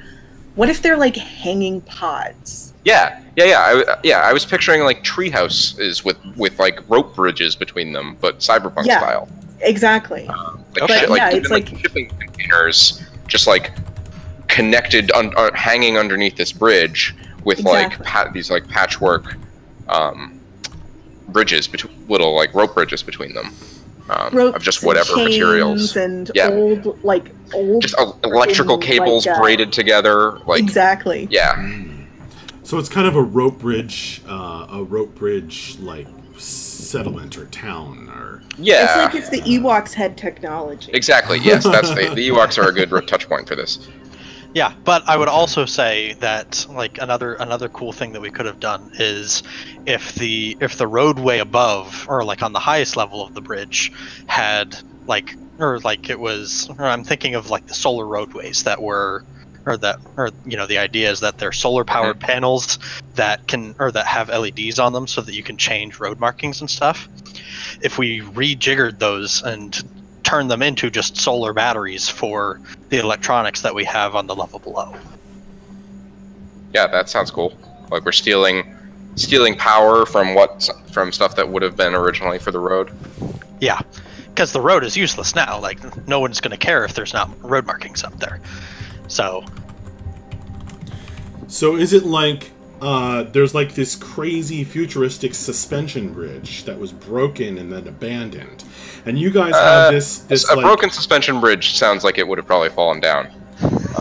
It's futuristic. It's future suspension. Well, it's a repulsion bridge. It's unusable in some way. Yeah. But there are these cables. I see what you're It's a saying. hanging bridge. Is because of the cables is why we were able to build this. So there's I this actually huge, like that. Like you guys have built this like nest, or people have built this. You guys, along with your neighborhood, has built this huge nest of interconnected bridges, catwalks, and so forth among the cables. And the reason it's like hidden from the world at large is because it's like just intertwined with this crazy Yeah, so it's like this tangled mess of cable Yeah. that would have been hanging there anyway. Mm-hmm. And there's only a little bit of like actual livable space inside. Well, maybe it's more spacious than it looks. But yeah, that too. But it could have also just been a huge suspension bridge, you know? Yeah. Oh, it's huge. That sounds good. I'm also picturing, like, have you seen the, like, tents for rock climbing? Like, if you're, like, in the middle of a rock face and they have, like, a tent that will, like, latch onto the side of the rock face. People I'm picturing, like, that kind of, like, hanging... They could do that on the clustered around the pillars from which these cables are hanging. Sounds good. I love it. And it is huge because it's got to be big enough to be a whole neighborhood.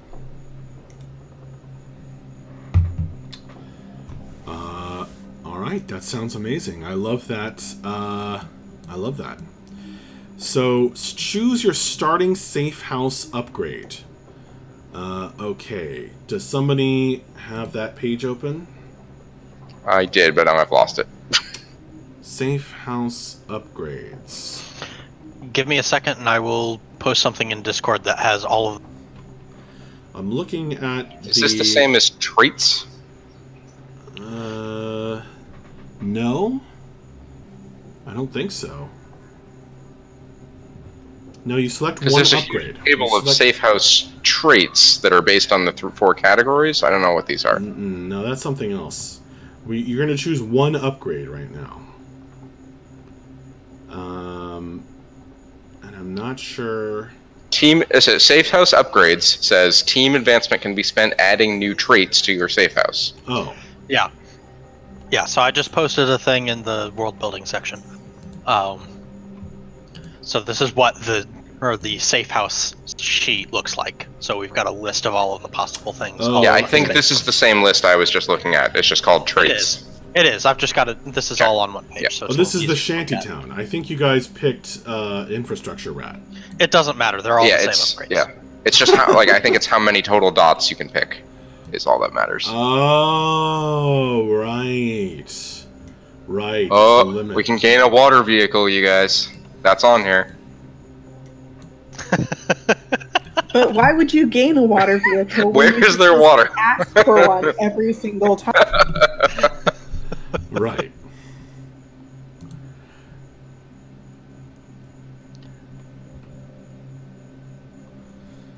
I think we can make a really cool gym hanging from this bridge. Ooh, hey guys, Kenny has some really cool suggestions in the Twitch chat for the infrastructure rat safe house neighborhood.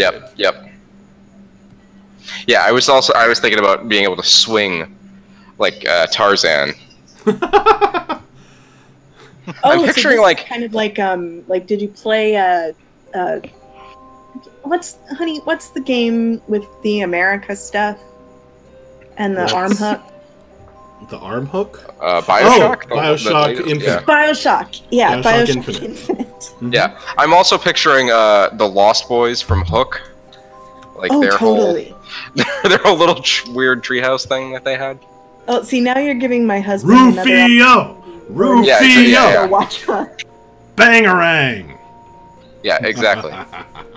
If you wake up the baby shouting Rufio, it'll be worth it. Uh-huh.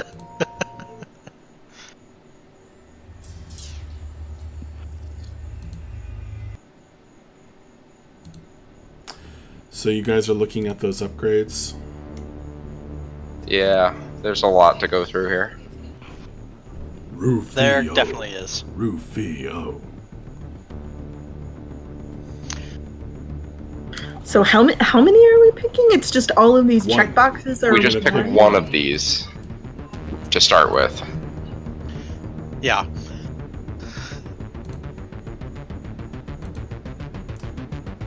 I mean, hidden shelter sounds like it makes sense, but I don't know if it's actually good. I like neighborhood watch. Oh, that's actually interesting. You killed someone for harming those who are Although we have to kill people. than them. I guess that's true. So it's like revenge, revenge for the weak. Kinda. Yeah. See, Or you say house that. calls. I really like showroom. Yeah, The team showroom's gains cool. a new XP trigger. You put yourselves or the mission at risk to gain new loot to show off. I feel like sounds that's like gonna where be it works. very us. I think it'd be very funny that this hanging shanty city has a showroom somewhere in it. It's literally just hanging it outside. Like, Yeah, oh, you look, just they have hang a new it. gun on a hook. Yeah. Isn't it nice? Okay. The thing is, though, one of these is literally gain an aircraft. Wow. So, there's that. Like, we could just have a helicopter that is just, like, tied to our hideout. You could have a drone. Yeah. Like, a particularly big one that we can ride around. Yeah. Scavenge zone makes sense during the day job phase. We can basically get extra favors. So, you know, just us or being in an abandoned part of town on a, you know, broken bridge. There's obviously going to be lots of stuff around that we can scavenge. Mm-hmm. Yep. That seems like it could be pretty valuable too. Mm-hmm.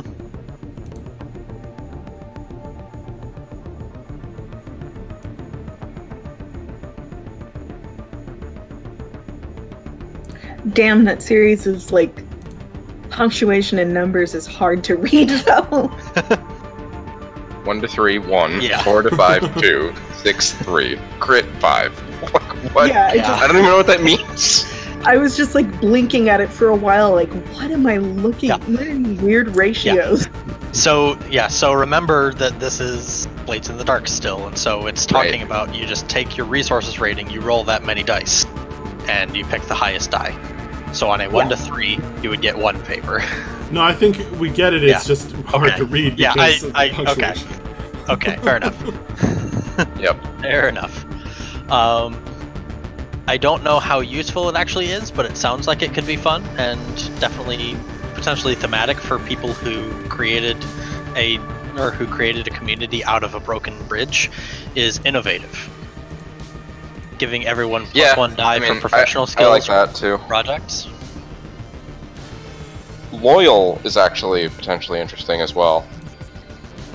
Yeah. Being able to re-roll an engagement is never a bad thing. And entanglement. Or entanglement, yeah. That's pretty cool. I mean, these are all very interesting.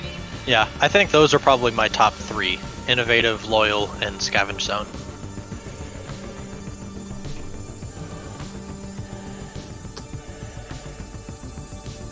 I like Scavenge Zone myself.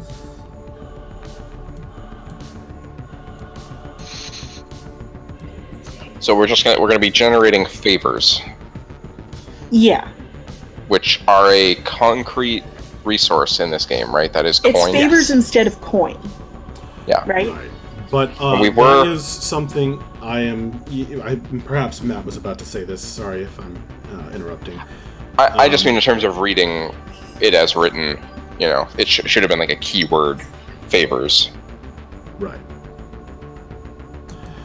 Yeah. So I because I like money being a thing, and I think it is an important element of cyberpunk.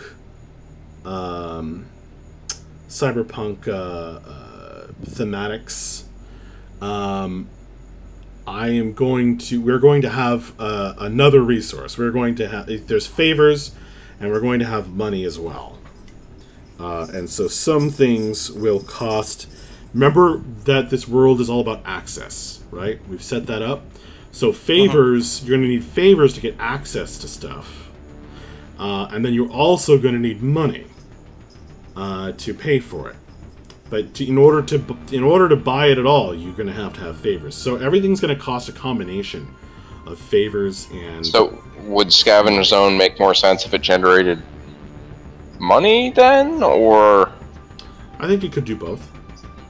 Yeah. Yeah, I mean, I think we could maybe either give them as gifts for favors or sell them for money. So maybe we decide which of the 2 resources we get? That'd be interesting too. Yeah. I was going to ask the 3 of you, dollars, credits, or new yen?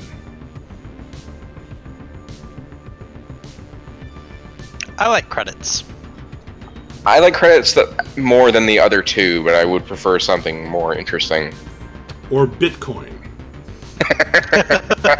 No, it has to be something else. It has to be like Dogecoin or something stupid. I think everybody has Ethereum, come up with everything stupid already. No. Dollars, credits, or new yen? I'm down with credits as long as everybody's aware that I'm going to accidentally say dollars all the time. That's fine. It is North America, is an entire city, so that would pre-common parlance as well. Let's go with Benjamins, because of inflation. Why does that seem like so out of genre? I don't know. I don't really know why.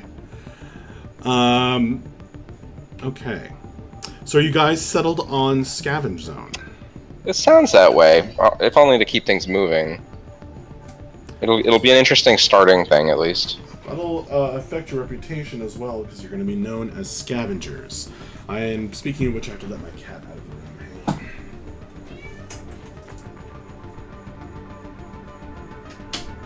This came out of the resources category, right? Which we have quite a few points to spend in there, so we don't have to feel like looks like it.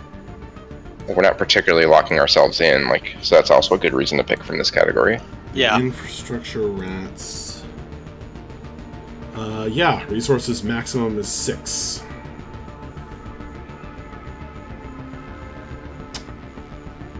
Okay. So you chose your starting upgrade is that you have a scavenge zone. So your bridge is kind of in an area where there's a lot of ruined and abandoned buildings. And other destroyed bridges, and tangles of cables and debris and bent I-beams. I have an idea. If the other side of the bridge, since it's broken, connects to a building that it doesn't have a lot of other access points, but we're able to maybe we rigged up one rope bridge that connects to where the old connection was, and so we're able to get over to this building that wouldn't have a lot of other connectivity. And you could clear out that building and use it as an upgrade. Yep. A large factory graveyard and multiple collapsed buildings from the before time. Safe house ratings. The area is defined by your traits: community, resources, security, and space. Each trait has a rating that reflects how much the team is invested in that specific trait through upgrades. Are you sure that traits and upgrades are synonymous? No, but... These ratings will be used as the dice pool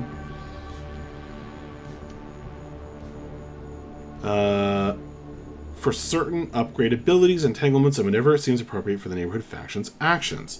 A safe house rating is based on the number of team upgrades in that trait.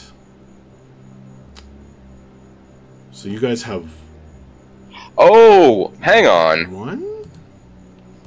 Each of these 4 things is like a stat from Blades in the Dark. Right. We can level up community. Right. Yeah.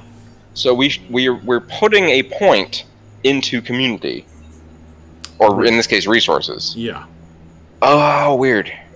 So you put a point into resources by choosing the scavenge zone, and so. Well, so now I'm not sure if we get to pick one of those traits at this time, or if we just got to put a dot. No, I think each time we put in a dot, we're getting one of the traits. You think so? Yeah. That's what I thought as well. I'm not entirely clear, though. Yeah, a safe house rating is based on the number of team upgrades in that trait. Yeah. Each rating is equal to the number of upgrades in that area divided by 2. You round up fractions. So right now we have a 0 in everything except for resources. We have a 1 in resources. Gotcha. So we still have to build our community. We haven't actually built that yet. No. I mean, there is a community, there's a neighborhood there, but it's just not very strong yet. A safe house rating is based on the number of team upgrades. This means the dice pool for any one trait will increase as you invest more upgrades in that trait. Okay, got it. So community traits, resource traits. And you chose scavenge zone. Yep. Alright. And then you roll based on your resource rating. So right now it would be 1 dice. And then you can get various favors or credits. Alright. Security traits. Security traits improve this. Okay. I just wanted to... Yeah, these are the different categories. These are all the different categories. Okay. So team special abilities. Choosing your first team special ability. Each team type has access to different special abilities. Like the special abilities for PCs, these essentially break the baseline rules, allowing the team to access new resources, improve in their area of expertise, and perform seemingly superhuman feats. Oh boy. Just like the Ghost Town thing that we had in Blades in the Dark. Select one special ability from the team's playbook. Alright, we're going to have to open that up. If the special ability there's a different whole PDF for it. There's a different PDF? Yeah, it's a pain in the ass. I'll post it in just a second. Oh, I don't know if I've downloaded that.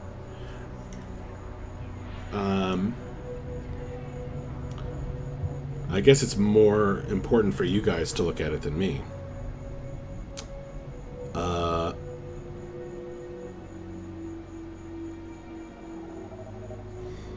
If it allows you to increase an action, you are still limited to a maximum of 2 action dots in any one action during this creation phase. So same rules as Blades in the Dark.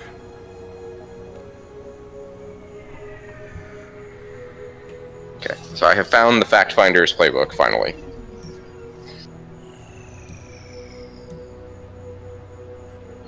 Should I paste this somewhere, or are we all gonna I'm find it? posting it.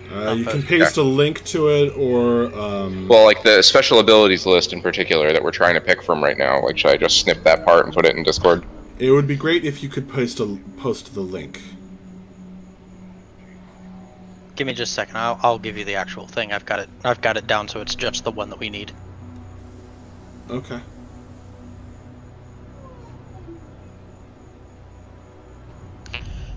I was trying to snip it and it didn't work. So There, I just snipped the special abilities list just so we can people can start reading it. Perfect, thank you. And it opened the whole PDF. Yeah. So there's a JPEG that I just snipped out of the PDF, but there's the whole PDF. Yes, I clicked on the link to the PDF. Yeah. Here we go. I can't tell what page I'm actually on in the PDF. Oh, page 43 in the PDF. Okay, cool. I think I'm good. So, blackmail, crime scene investigator, friends in low places, hard-boiled, informants, occult investigators, and on the job. What are your choices?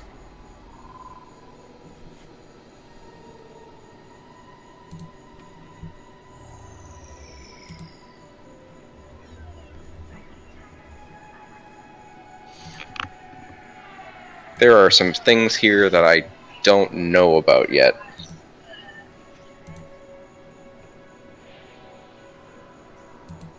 Yeah. I feel like Corey wants hard-boiled.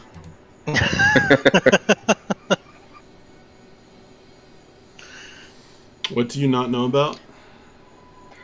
Like when you declare a vulnerability about an NPC, like I don't know how often that's going to happen. Oh,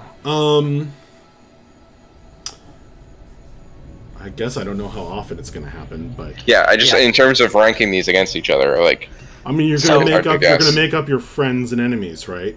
Yeah, which sounds great, by the way. So you're gonna make I up like a the bunch of idea of it. those, and then you get to make up their vulnerability. I mean, surely we can.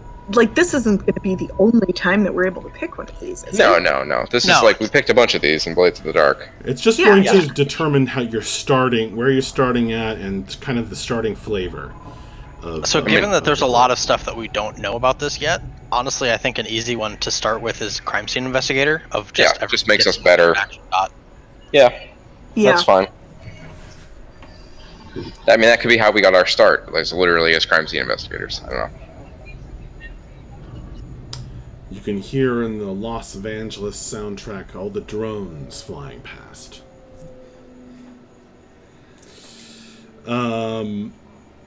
Cool. Alright, so you've chosen crime scene investigator, so Cora's going to write that down for us. Your ideals. Every team has an ideal that defines what sets the team apart from corrupt factions. When the team portrays this ideal, they assimilate more to the oppressive world around them and increase their conformity level. Do this too many times, and your team... So you're punks. It's cyberpunk. So by conforming, you slowly die. Do this too many times, and your team will become too compromised to continue. When the team upholds the ideal, they resist the world and decrease the overall conformity level. The advancement check provides more detail. It is important to discuss your ideal as a group, as it will shape how the team interacts with the world and overcomes obstacles.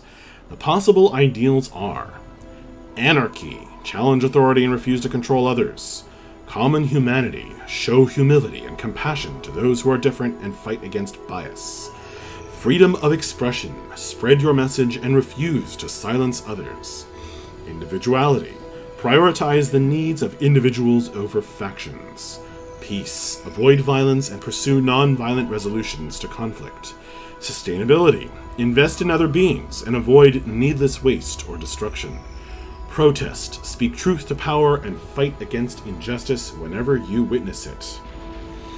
In many ways, your ideal will set the pace of the game. The game ends when you fill your conformity tracker and your team assimilates completely to the world. How much you play to your ideal will determine how quickly that tracker fills. If you know how you want the game to last as long as possible, put careful thought into how the ideal will shape your team's approach in the game. If you want to play a shorter game, pick whatever ideal sounds fun and ignore it as much as you want. Wow. Why does that sound so passive-aggressive to me? This is a good time. This is a good time for the group to discuss their playstyle. Will people want to maximize their strategy and make sure to avoid corruption as long as possible? Or is it more important to do the cool or wild thing during a mission? Both styles of play can be fun as long as the group has come to a general consensus about what you want. So, anarchy, common humanity, freedom of expression, individuality, peace, sustainability, or protest. What is your ideal? So I'm just going to say right out of the gate, anarchy sounds like a lot of fun. It also sounds like the characters will literally die really fast. So we are crime scene investigator anarchists. Yeah. I just want to get on the same page as everybody here. So to me, what that means is, and if you don't like this idea, then that's fine. But if we're crime scene investigator anarchists, then that means we're investigating crime scenes, but we're not doing it for anybody. We're doing it to reveal crimes that were hidden from the public. Right. We've had it up to here with their rules. Yeah, exactly. Their rules have led to the situation where nobody knows anything. So we need to stop that. Alright, I'm down. Yeah, so I could do that. I could do common humanity. I could do sustainability. Is that more anarchy or is it protest? Yeah. I think either one of them works. My issue with the anarchy one is, like, if there was some group that was not bad and was still telling us what to do, we would kind of have to get in a fight with them. So is this basically asking what D&D alignment you are? Yeah. Also, for your thing about like that, if you want to play a shorter game, fine, do whatever you want. Being passive aggressive, I feel like that's written for like certain D&D players. That, I really do. Yeah. like, I feel like anarchy is like chaotic neutral. yeah. If you want to just be murder hobos, fine. Humanity is neutral good. Freedom of expression is chaotic good. Individuality, I don't know. Maybe neutral. Or chaotic neutral, yeah. Peace is lawful good. You know? It's yeah.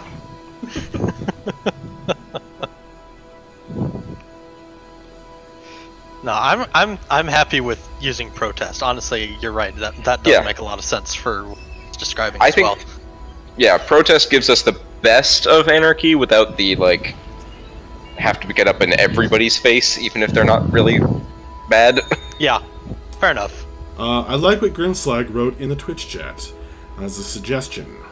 Work runs, make lots of money, get to know the shadow game and the big players, earn their confidence, then sometime in the future, if powerful clients deserve it, take them down intelligently. Yeah, for sure. I don't know which of these that would be. I mean, that's something like that's more strategy than goal. Yeah. Well, and it's more goal than ideal. I feel like this is a little bit more. This is like a little bit of why, but also a little bit of how. It's philosophical. Yeah, it is. It's alignment more than it is anything else. Mm-hmm. Kate, did you express a preference? Not really. I mean, I liked the conversation we were having, and I agree that what were the two options we were saying? Anarchist versus protest. Protest, right? Speak truth to power and fight against injustice whenever you witness it. Yeah, I think protest is a little bit better, just in terms of like, because if we're like the fact finder, investigator type people, like, you know, we're the ones who are going to barge into the police chief's office and be like, you know, how could you let this? I mean, maybe not literally, but you know, in terms of like movie cliches, or literally, depending on where life takes us. It's that the truth is out there, and the people deserve to know about it, and exactly whatnot. Cool. Let's go break into Area 51 and whatnot. So your ideal is protest. Fight against... That started the singularity when all of the Naruto runners finally made it to Area 51. Yeah, that's how we got our start. Fight against injustice, and it sounds like particularly cover-ups. Yeah, so we need to come up with a good team name that's like, the Unblinking Eye or something. Well, Kate already said, like, what 90s band name? What early 90s band are you cosplaying as? Okay. Corruption powers. Fortune favors the corrupt. As your team becomes more like the world around them, they will gain new powerful abilities called corruption powers. Oh, I like this. The exact nature of these powers is determined by which ideal your team betrays. So, we skip down to protest. Did you witness injustice or favoritism without interfering? Then you get plus conformity.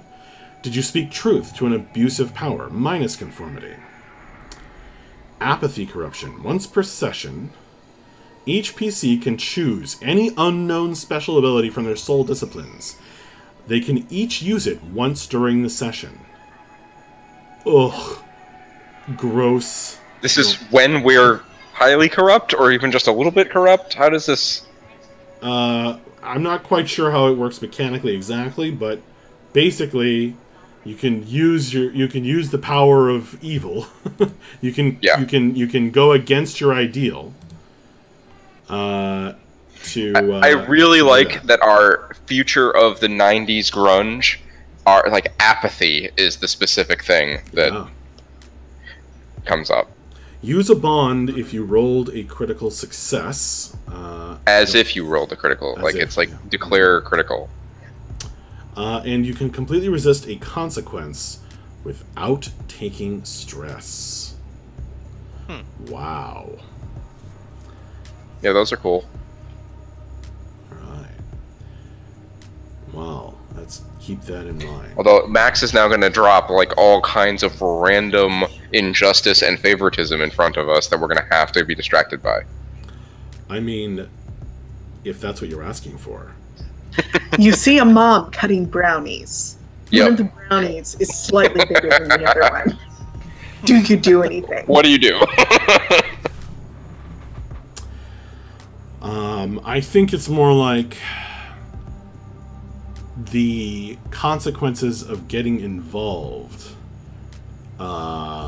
with something outside of your mission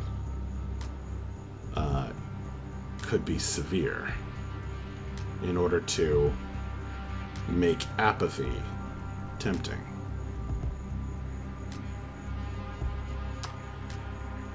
Choose your team's initial ambition.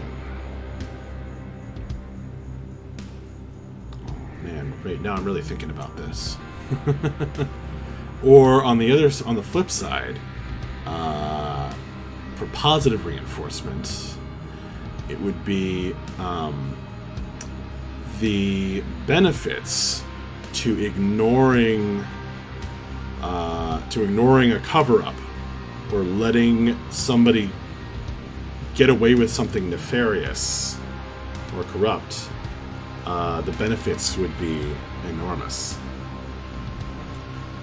So the benefits of apathy. Your team is also united by a common ambition. Now this, I love this idea. While the PCs may have many different personal goals, this overarching desire helps contribute to a sense of shared interest. There are 4 core ambitions. When your team works toward this ambition in a session, you gain XP. You can change this ambition at the start of a session as your team rethinks their place in the world, but it will inform the primary arc of the campaign. You will want to discuss the change as a group, including the GM, so the campaign can shift to match. So the ambitions have a bit longer description. I'll just read the initial bit. Know my name, so achieving legitimacy and stability. Into the breach, structured around a looming threat. Your team is focused on stopping the campaign threat. Say I'm a dreamer. Your team is focused on changing the world around them. Focus on improving your safe house and neighborhood as much as possible. If you need a friend, your team is focused on building positive relationships with your contacts. Focus on doing favors for contacts and protecting them from entanglements and other fallout. So, what is your team's ambition? And this, I think, is one of the big. This to me is one of the maybe the 3 big reference points, the 3 biggest reference points for how the game will play. Oh, thanks for coming by, Kenny.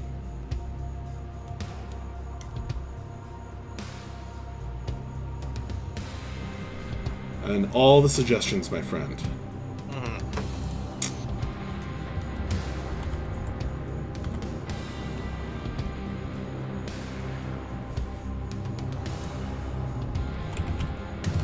So, Max, if we were to say into the breach, it's on you to then come up with some kind of campaign-level threat, right?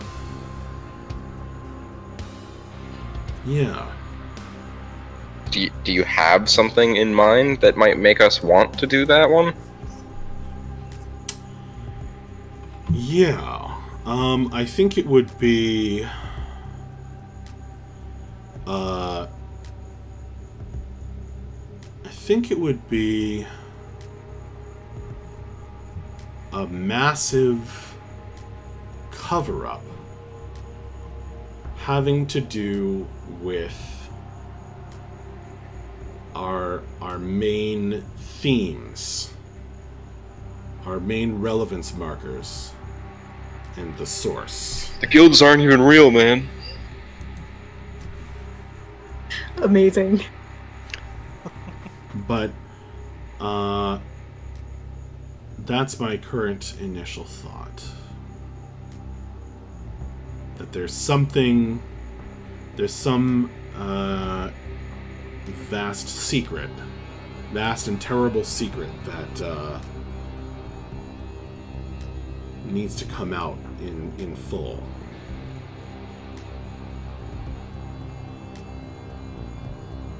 I'm good with taking Into the Breach in that case. That sounds like something that would Yeah, that actually does sound quite interesting, so... That's why I asked. So will our, like, official team uniform be tinfoil hats?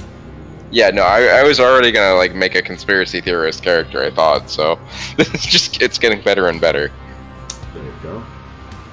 I would also do Say I'm a Dreamer. I think that would be an interesting core goal, because we were all excited about the ability to build up our neighborhood and stuff. That also sounds really cool to me. We could do that and still be trying to do this, other thing. It's just which one is the primary That's true. thing. Yeah, it's what's your ambition? I mean, all of these things are potentially minor. We're still gonna take jobs and one... reveal conspiracies no matter what we do. What's your one and we're still gonna big improve our neighborhood a little bit.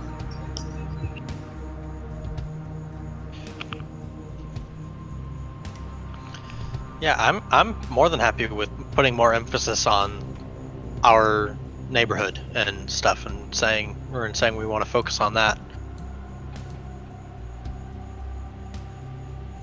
Okay, sure.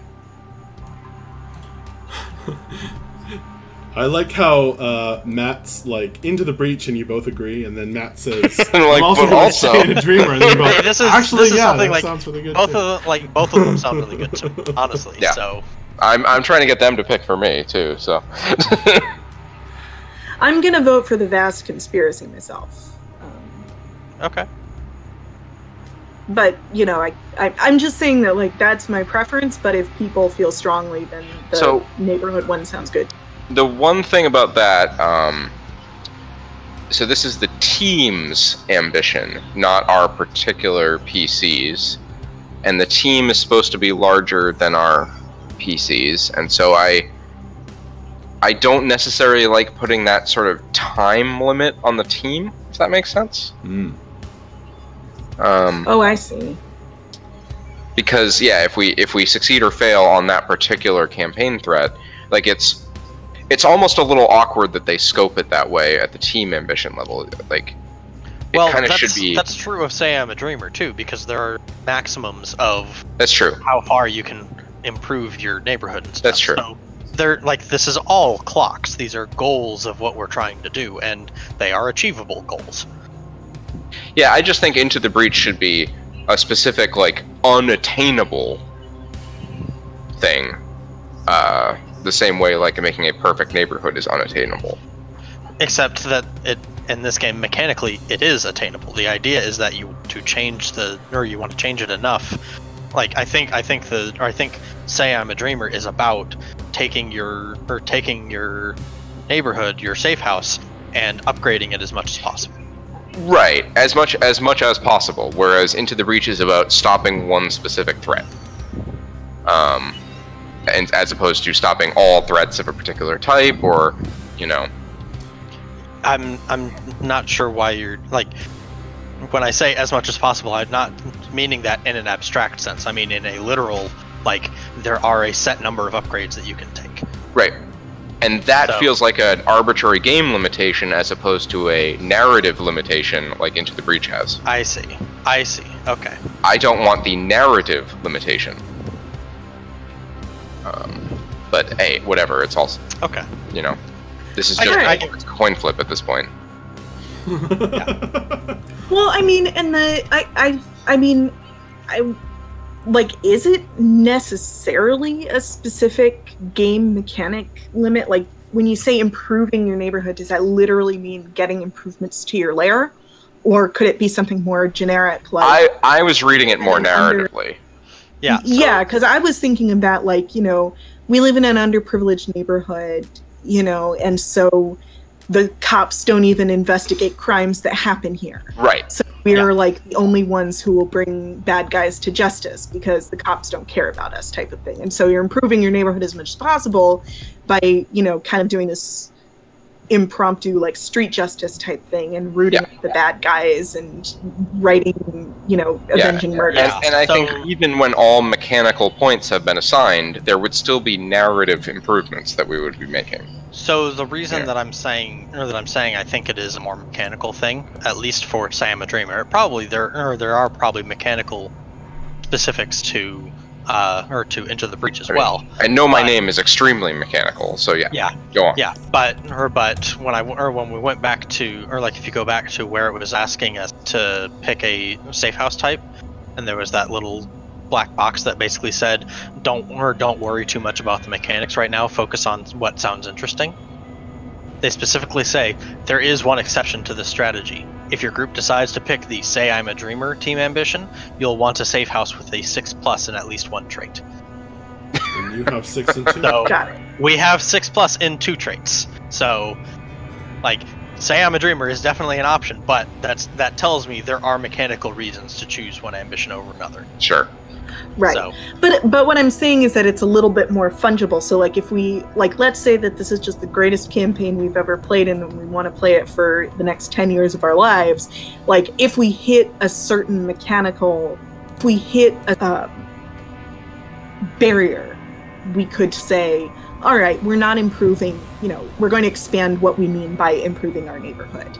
And we could move to a new neighborhood, but keep the team together. I don't think you should. I don't think you should worry at all about mechanical limitations, because I will gladly bend those.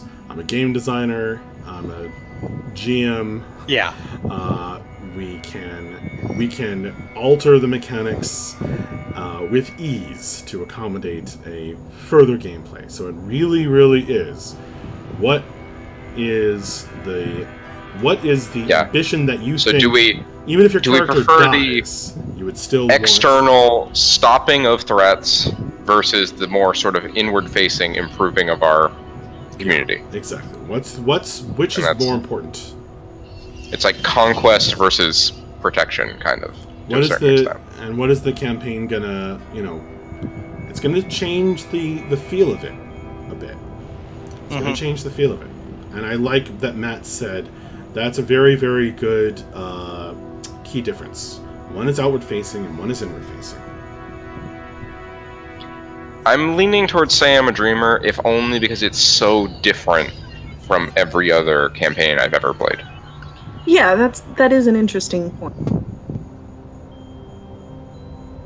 Okay. Yeah, I'm good with Say I'm a Dreamer. I think that makes more sense after this discussion. Okay, good. All right. And we will still go reveal that there are no guilds or whatever, because that's going to be They're that's all going to the happen. same guild. Yeah. You think those things are real? All right, it's decided. Although people can still, if you have any misgivings, please bring them up. Speak up, because this is a key reference point. So the team's ambition is Say I'm a Dreamer. And also it does explicitly say you can change this ambition at the session as your team rethinks their place in the world. You can. You can indeed. We might find that there is a particular threat that, you know, we just think that's more important. You could. And we would talk that over. Reputation. Choose your team's reputation. When your team embodies reputation, you gain team XP. This is a good way to decide an initial style for your gameplay. The reputations do not innately conflict with any of the team ideals, but you can play your reputation however makes sense for your group.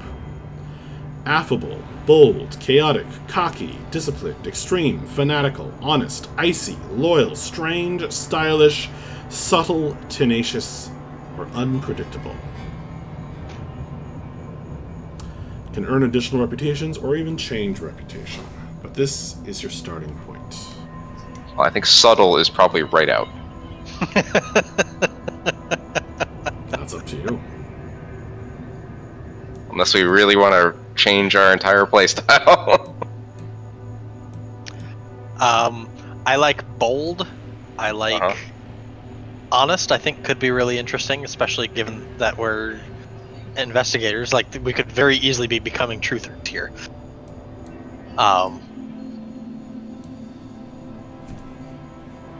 Stylish would be fun. Tenacious would be fun. Unpredictable and strange are both a little rare imports. Very rare imports.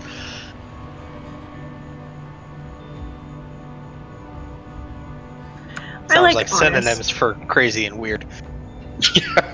I mean, part of me wanted to suggest that we just, like, the only through line is that we always play as crazy and weird. No matter what. Consistency.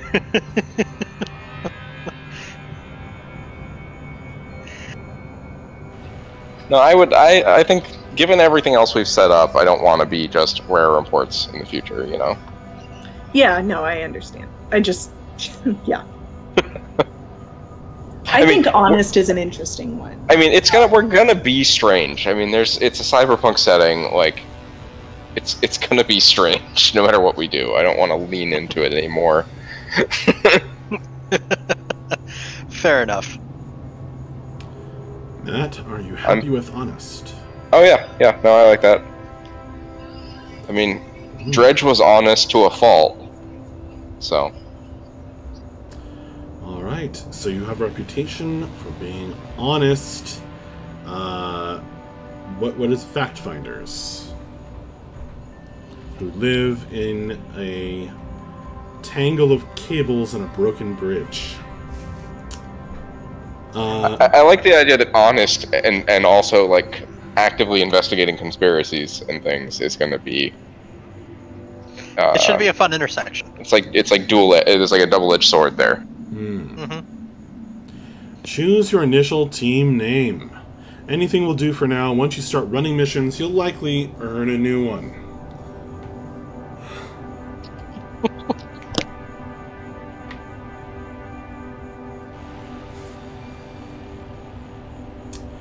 I can generate some suggestions if you want. Well, CSI Coruscant. Perfect. No. We used to be known as the that. so-and-sos, but now everyone just calls us those fuckers. Yeah. You'll learn a different name, like, God damn it, whatever your old name was. Those meddling kids.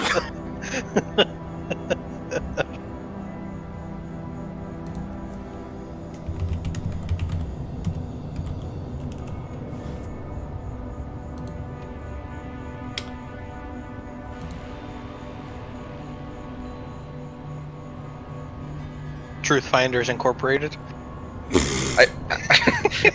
I do like the like corporate. No, because we're like protester types. We wouldn't be like considering ourselves a corporation. That doesn't fit. We need something more hippie-ish, right? The Truth Finder Collective. Yeah, there we go.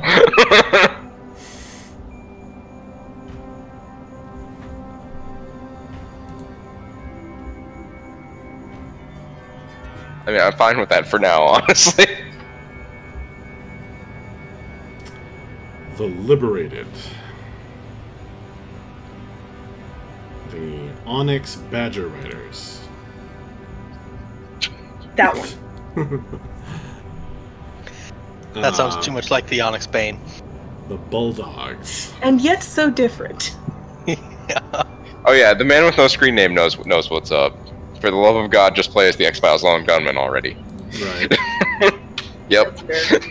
Exactly. Or the Batmans, also.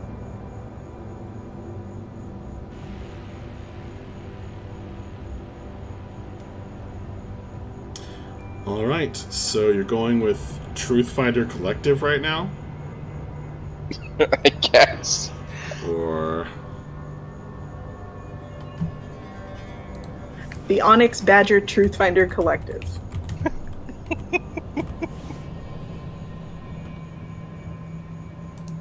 Oh my god. I'm really bad at this part. I'll think about it all week, I'm sure. The Ice but Crew. I don't know. The Eagles. I mean, I don't want to lay too much Hufflepuff lore down on you guys, but as is known to any true Harry Potter fan, badgers are very good at finding things. Yeah, I mean, I'm actually fine with something as ridiculous sounding as the Onyx Badger. I think that has the right level of crazy name-wise. Oh my god. That was from the gang name generator in Fantasy Name Generators. The White Ravenclaw Sisterhood.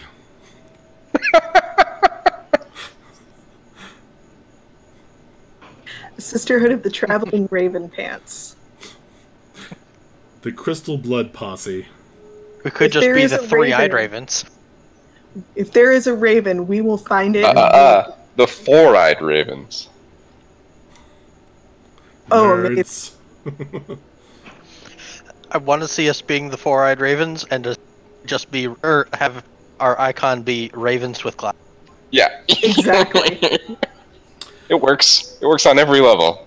My greatest Dungeons and Dragons campaign, had the players start in a gang called the Raven Eyes.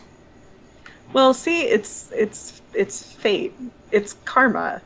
No, that's not what that means. You could be the Raven Eyes.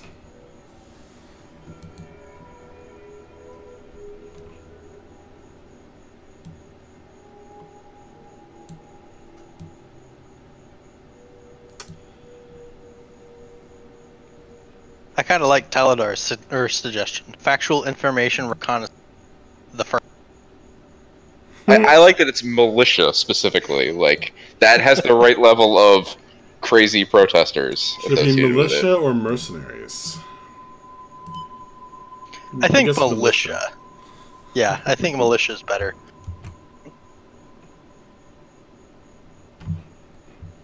Cool. Do you guys want to go with Taladar's suggestion for now? I'm certainly fine with that for now, yeah. Sure. It'll probably change through gameplay, because I know we'll all be thinking about it. I do like the idea of an acronym that spells out something like that. It feels very fitting for this kind of group. That's very cyberpunk. Yep. Faction agents. Alright, the last step. Choose your initial agent relationships. Your team will build up relationships with important faction contacts known as agents. Agents are NPCs with a special status. Their traits are based on the faction they represent. A regular drone NPC is limited in their personal traits. For example, having a relevance between 0 and 3. An agent is only limited by their faction's traits. For example, having a relevance between 3 and 7. If this were a video game, drone NPCs would be regular mobs, and agent NPCs would be the boss monster at the end of a raid. The chapter, Contacts, and Factions provides more detail. Okay. For now, the important part is to know that agents are very powerful, and your team has some history with the local factions. Cool. Alright. That is really good guidance for how these various things should be challenged. The final step in team creation is to pick your team's 2 original agent relationships. Pick 2 factions that are based in your safe house neighborhood.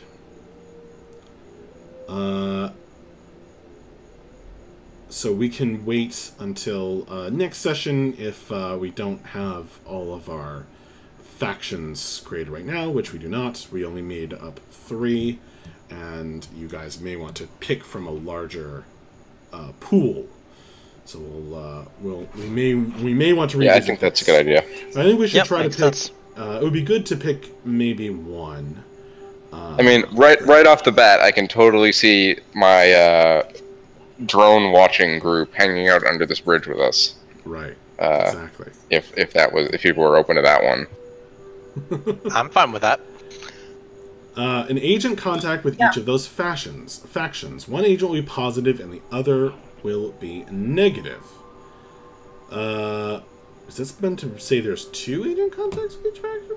It's important to know that negative agents will still hire your team. They will just expect a higher level of performance. Oh, right, you get 1. You get 2. Right, you get 2. Oh, and then these are people that give us jobs? One's positive and one's negative. These are people that give us jobs, and you can still get jobs from a negative relationship. Yeah, I don't know if we're gonna get jobs from the drone watching crew or not. Maybe we should just wait and see if we come up with a better faction. Agents will likely provide their team with their initial job opportunities. I wouldn't count them out. Select a history for these relationships from the options below. Importantly, your positive relationship level, I wouldn't count them out at all. I can think of 3 possible missions they might hire you for right off the bat. First off, they want us to go find out that the Model 7 from this company is actually the same core design as the Model 4 from this other company. Exactly. Select a history for these relationships from the options below. Importantly, your positive relationship level cannot exceed your negative relationship level. Okay. But you can have a negative one that exceeds the positive, it's worth noting. Although they kind of pay for each other in a way, they don't actually have to match. Yeah, it seems like a Banes and Boons kind of thing.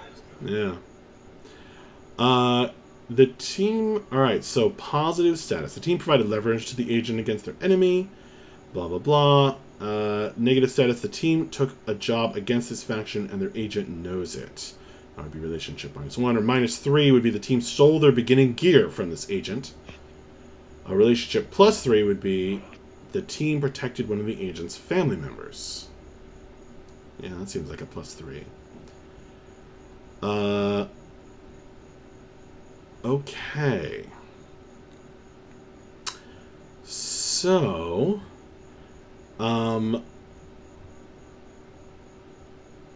should we save this for later when we have more? Let's just see if we come up with any other. We're running low on time, so we can start talking about characters. Good. That's a good idea. We'll put a pin in the original agents for your crew, and we'll come back to that. Oh, yes, I never called for a quick break, but Kate had to run off. So let's. I'm back. Oh, okay. All right, welcome back. Welcome back. Let's talk. Oh, right. So you want to talk about character creation? I'm just saying, like, if we don't have time to do any more faction stuff, we might as well roll into it. I'll probably be creating factions on stream over the next week, so that should be interesting. Let's talk about character creation. Yeah. So what do you? So you got to choose your soul, choose your playbook. Pick the character's XP triggers, pick a starting archetype, and fill in 4 more action dots. And remember, you guys got bonus dots that don't let you can't exceed 2.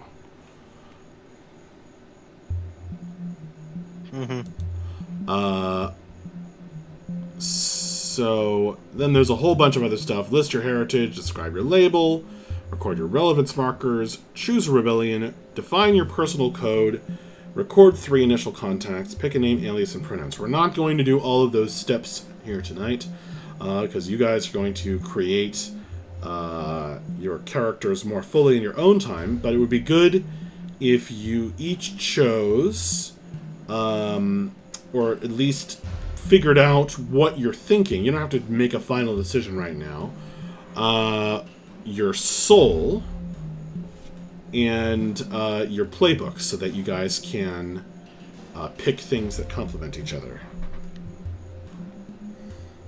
or how the dynamic will work out. So the soul, one of the few permanent decisions you will make with your character. A PC's soul determines their source of power in the world. There are 3 options. Cyber soul, and that's why I have to change the the phrase I used to talk about AIs in our world creation document. Cyber Soul, these characters focus on maximizing the power of technology. Magic Soul, these characters focus on maximizing the power of supernatural forces. Or Mortal Soul, the characters focus on maximizing the adaptable nature of humanity. Or meta-humanity, if we're using Shadowrun terminology. Although I have to say, side note, it's a lot easier for me to find images with humans in them than the many varied fantastical creatures. I have a whole bunch of cool NPC photos, but they are photos, not fantasy artworks for free. So, you know, I'm just saying it's easier for more humanoid looking people. So yes, Cyber Soul, Magic Soul, and Mortal Soul. Except in extreme situations, PCs can never be cut off from this power source. That's important. Even in Magical Storm, a Cyber Soul can still use their special abilities. Your soul will determine 3 important aspects. The majority of your special abilities will be restricted within your soul. 8 soul abilities and only 2 non-soul abilities. Your professional skills are determined by your soul. Craft custom equipment, gain powerful NPC teams, call in professional cohorts, and experiment with unique long-term projects like raising a paranormal pet, which we have mentioned earlier. Cyber pets, actually. Each soul can unlock 3 specific professional skills. Finally, the soul you choose indicates to the GM the part of the world you're most interested in exploring. As the group continues to develop the setting, the GM will frequently ask you for details relating to your soul. A magic soul may be asked about the type of supernatural creatures in the region, a cyber soul about the appearance of drones, and a mortal soul about the election process for politicians. I probably won't ask you that. Well, I might, but... that isn't really what our game is focused on. So, each of you needs to choose a soul, and then your, talk about, I mean, just take it away, guys. Souls and, professions.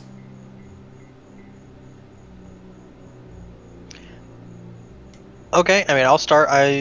We've already talked a little bit about this, but for my character, I'm definitely thinking of going for Magic Soul, and definitely a member of one of the Fey courts, and I'm thinking for the playbook, I'm probably going to go with Occultist.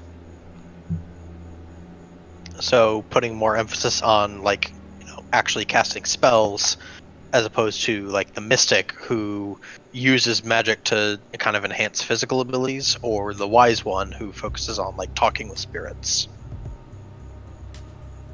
What magic profession are you thinking about? I guess you don't have to pick now, but yeah, I'm not really sure about that yet. Okay. All right. Yeah. I'll have to look through that some more.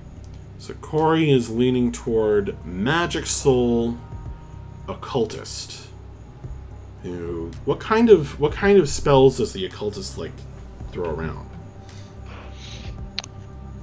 So the Occultist does a lot with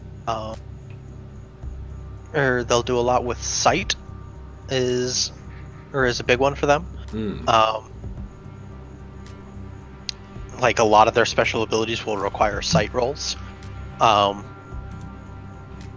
But there's also a lot of value in Intuit, because Intuit is like how you seek the source. It's basically a way of gaining information through magic. Huh. That's interesting. But beyond that, the way that they describe magic in the game, you can still use magic to accomplish most of the other action rolls. So like an occultist who has a high assault skill is someone who can like throw lightning bolts at people. Right. That's one of the things I really like about this game as opposed to Blades in the Dark, is that there isn't just one magic skill that's just like blanket, everything. It's like, yeah, you do this but with magic. That makes sense to me. Cool. Alright. Anybody else? Do you guys... This is an opportunity for you guys to kind of discuss and, play off each other. Corey's been thinking about this character for a long time, I think, so... Yeah. Yeah, so the thing that I've been sort of thinking about repeatedly, but I'm not certain on yet, is there's an ability under Cyber Souls to be able to talk to machines, and the fluff text around it was basically describing them as pets. And I find that really interesting.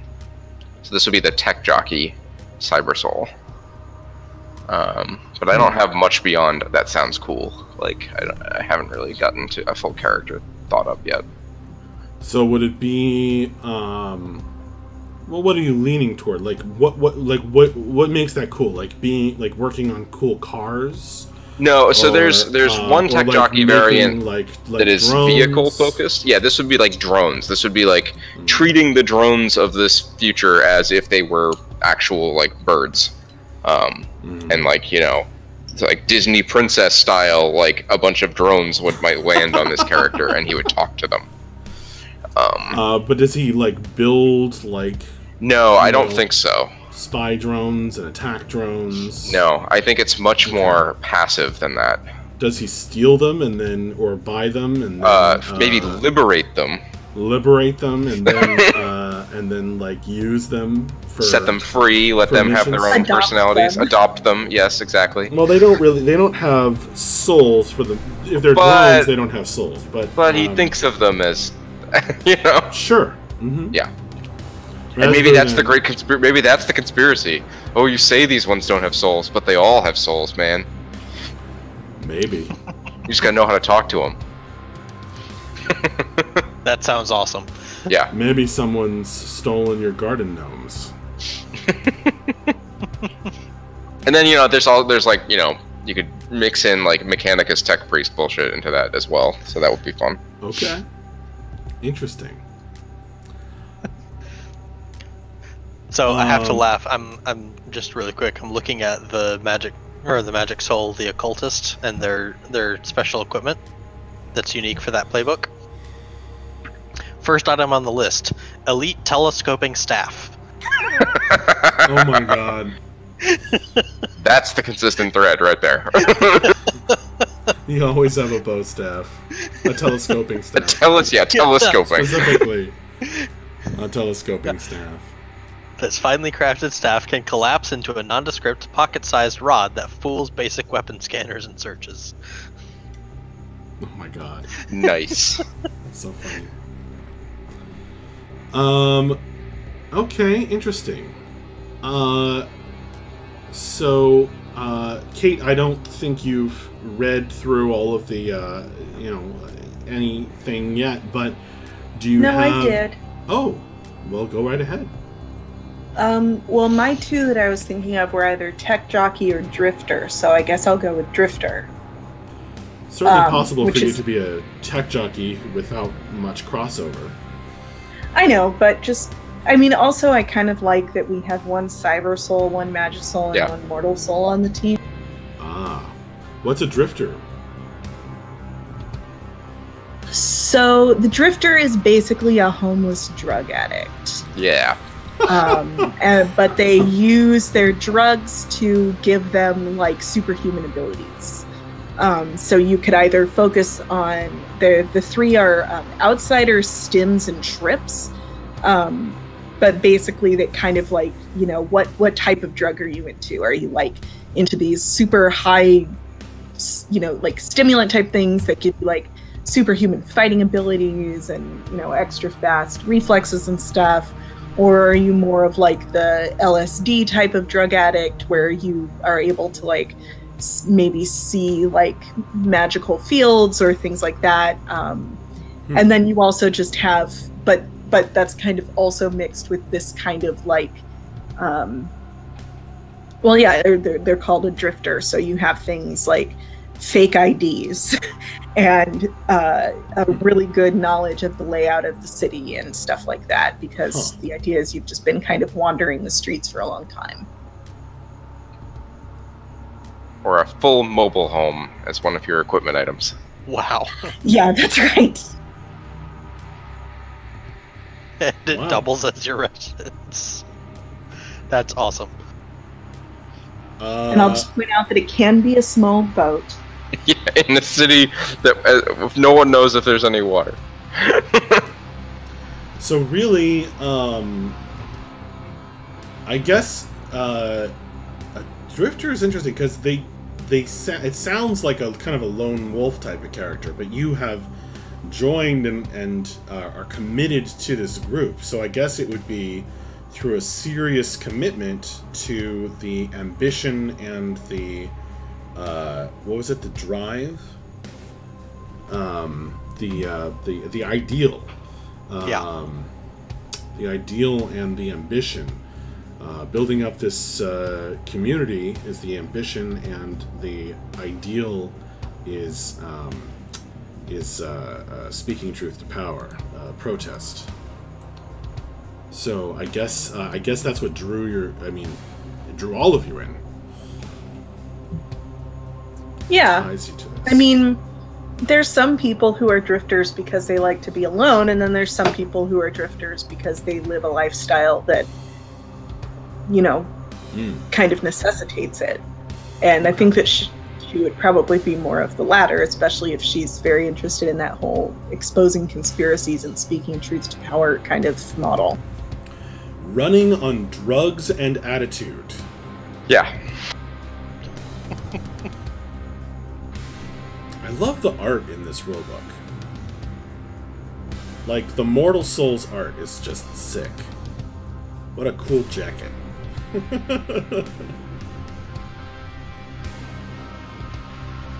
Alright. Well, I think that is a pretty good place for us to start closing out our game session. Yep. Cool stuff, guys. I really like where this is shaping up. Yeah, this is really cool.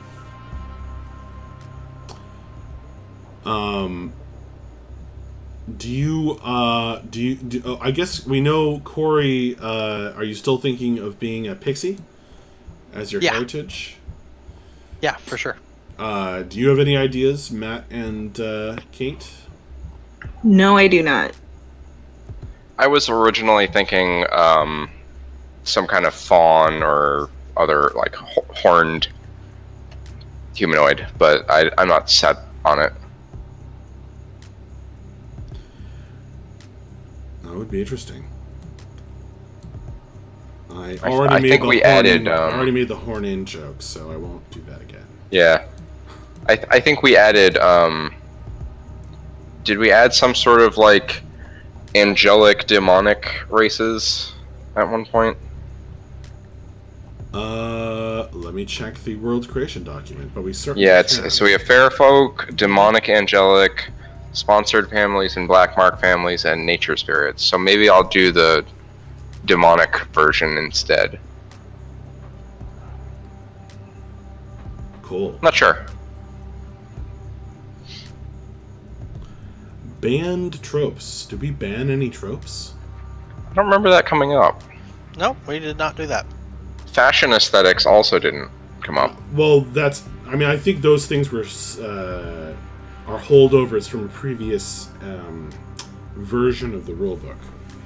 Oh, maybe. And he actually mentions on the website, like, I'm not updating all the documents anymore. Because it wasn't updated with the latest revision of the rulebook, which is fine. Yeah. Cool stuff. I really, really like how our world is shaped up. I want to spend some time creating some factions. I'm sure we'll be talking about that in the Discord, and I will be streaming that most likely. Some faction creation for this world and starting to build out the campaign. I really want to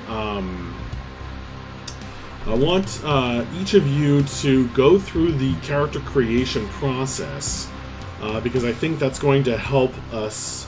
Kind of clarify the neighborhood, which I think is really important. Choosing your 3 initial contacts. And it's going to be really interesting, because you guys get to make up some characters, and then we'll kind of fit them into the world. And I think it's going to end up really, really cool and unique to us. Yeah, for sure.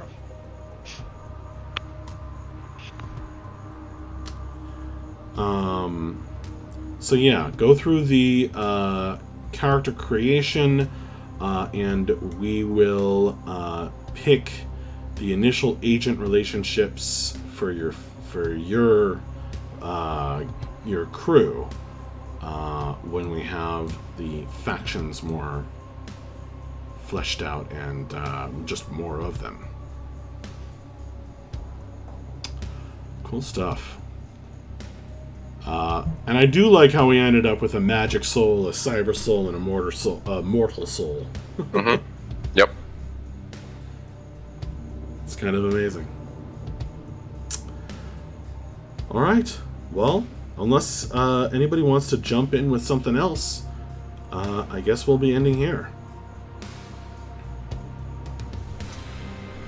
Sounds good. So, that is it for this session of the Sprawling City. I think next time we'll be finishing up, just kind of introducing our characters, and we'll start our first actual gameplay. Awesome. Good night, everybody. Thank you to everyone who came into Twitch chat. Grimslag, you're awesome. Man with no screen name, you're cool. Taladar, you're awesome. All of you are great. Kenny, thank you. And anybody who watches this later, you are awesome. Thank you to Arctics and everybody who hosted. That was a super cool thing to do. Good night, all. And until next time, thank you to Matt, Kate, and Corey. You guys are awesome and amazing players and great world builders to boot. Well, thank you. It's been a lot of fun. Yep. I'm excited to play in this Good night, everyone. Good night. Good night, everybody.